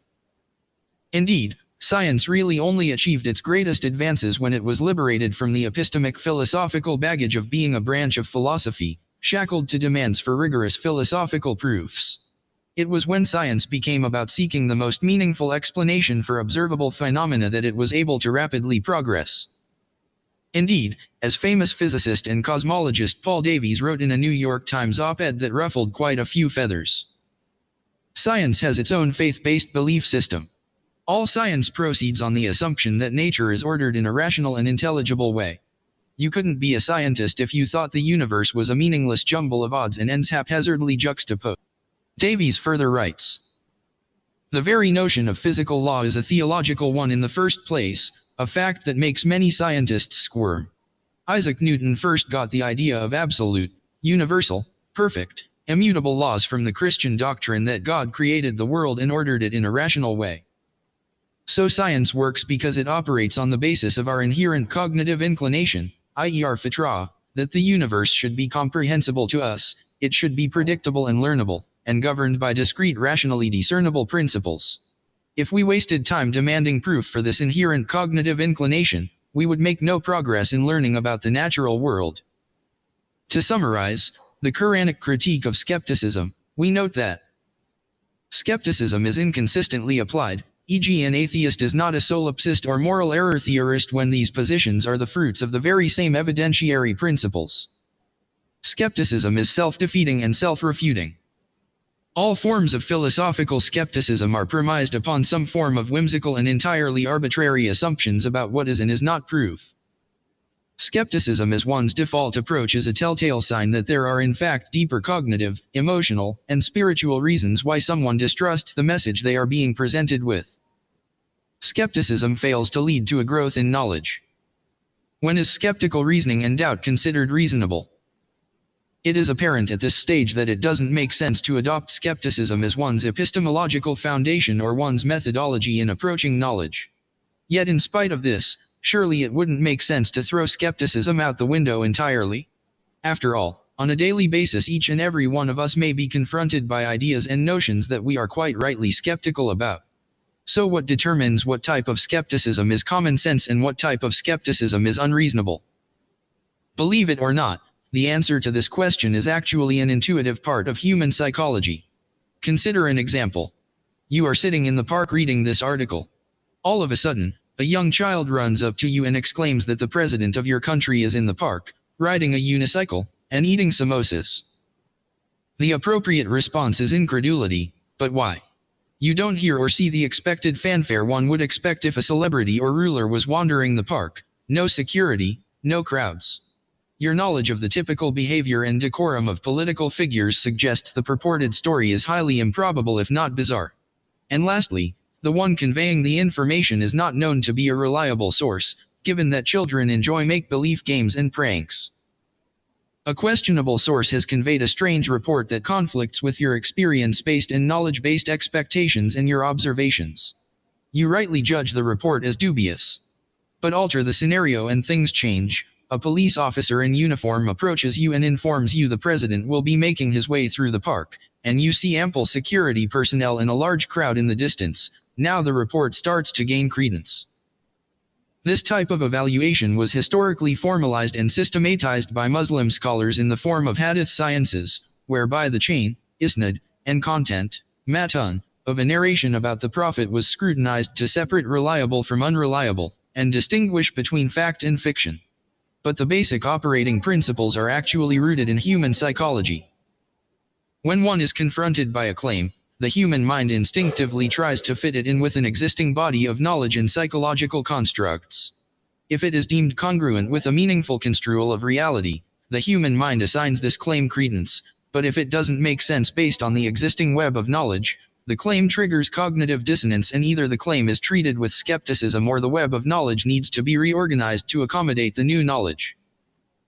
So why does it make sense to skeptical about the existence of unicorns, UFOs, gnomes, and goblins, and a host of other fictional entities? How do these differ from being skeptical about God?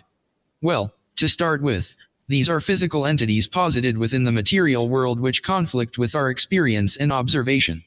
If, however, a leading group of scientists announced that they had discovered the remains of several equid or horse-like creatures which displayed a bony projection surrounded by keratin arising from the head, consistent with a horn, our skepticism towards the existence of unicorns would reasonably diminish.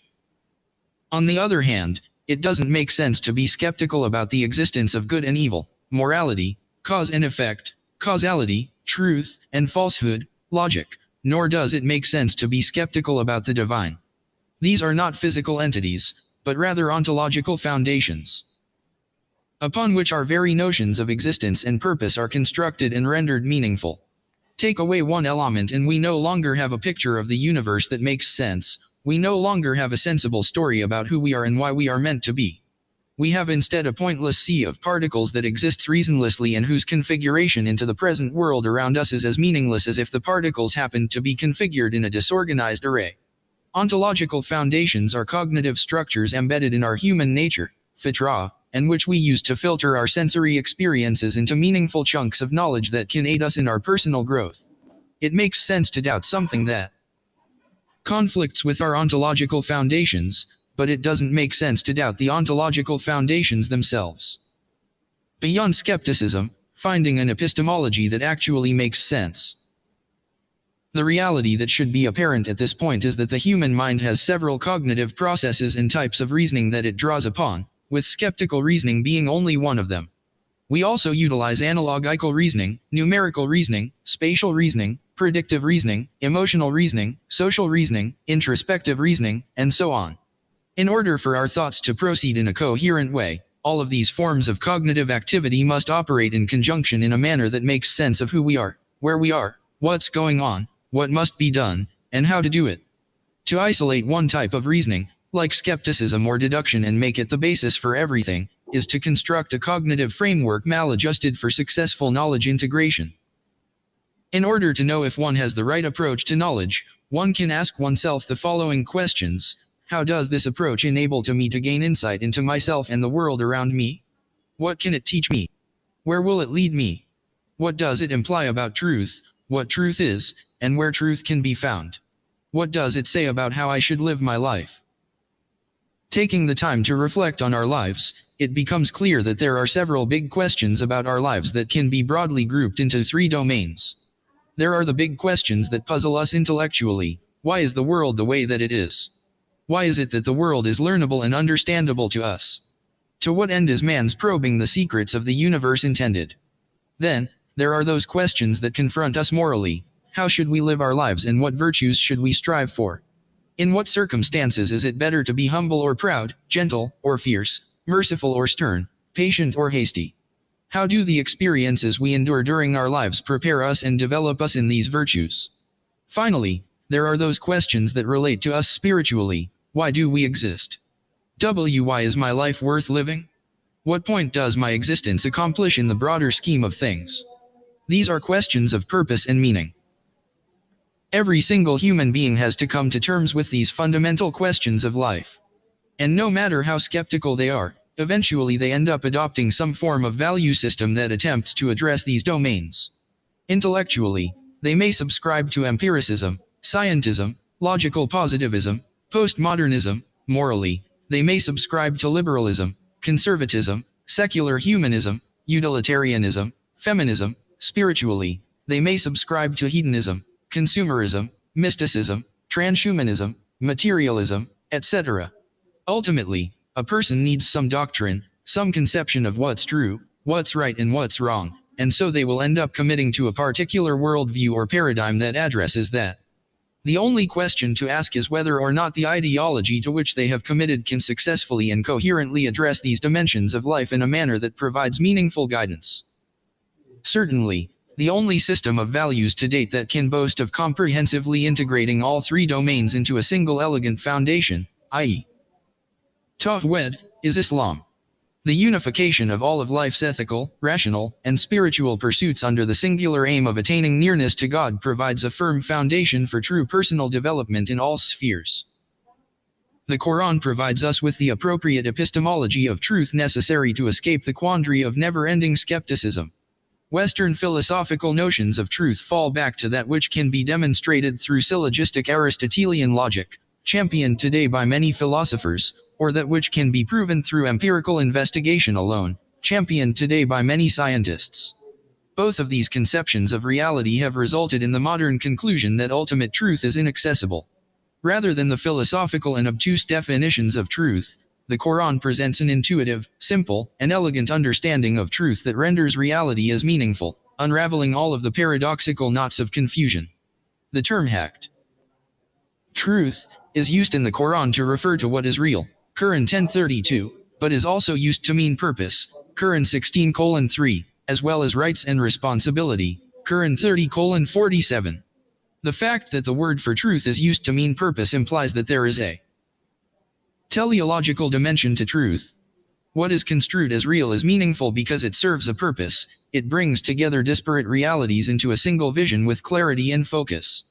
Truth becomes whatever is meaningful and justified from intellectual, truth, spiritual, purpose, and moral, rights and responsibility, perspectives. This is an intuitive concept and the spirit of truth that humanity searches for. Viktor Frankl, a Holocaust survivor and psychiatrist, explains that mankind's search for meaning is a search for responsibility in their life. It isn't a pursuit that is achieved through philosophical debate or argumentation, but through a holistic engagement of the intellectual, spiritual, and moral dimensions of the mind. In effect, what the Quran does for us is reorganize and restructure our cognitive apparatus. Through its lessons, stories, parables, examples, dialogues, and exhortations, the Quran recalibrates our epistemic settings to make sense of what's important and what's relevant in our lives, what to focus on to achieve true spiritual, moral, and intellectual growth. The Quran actively reorganizes our conceptual architecture to build on the existing knowledge of the fitrah, identify meaningfulness, and successfully actualize tawhid in our lives. The psychological dimension of doubt will be examined more fully in the subsequent article.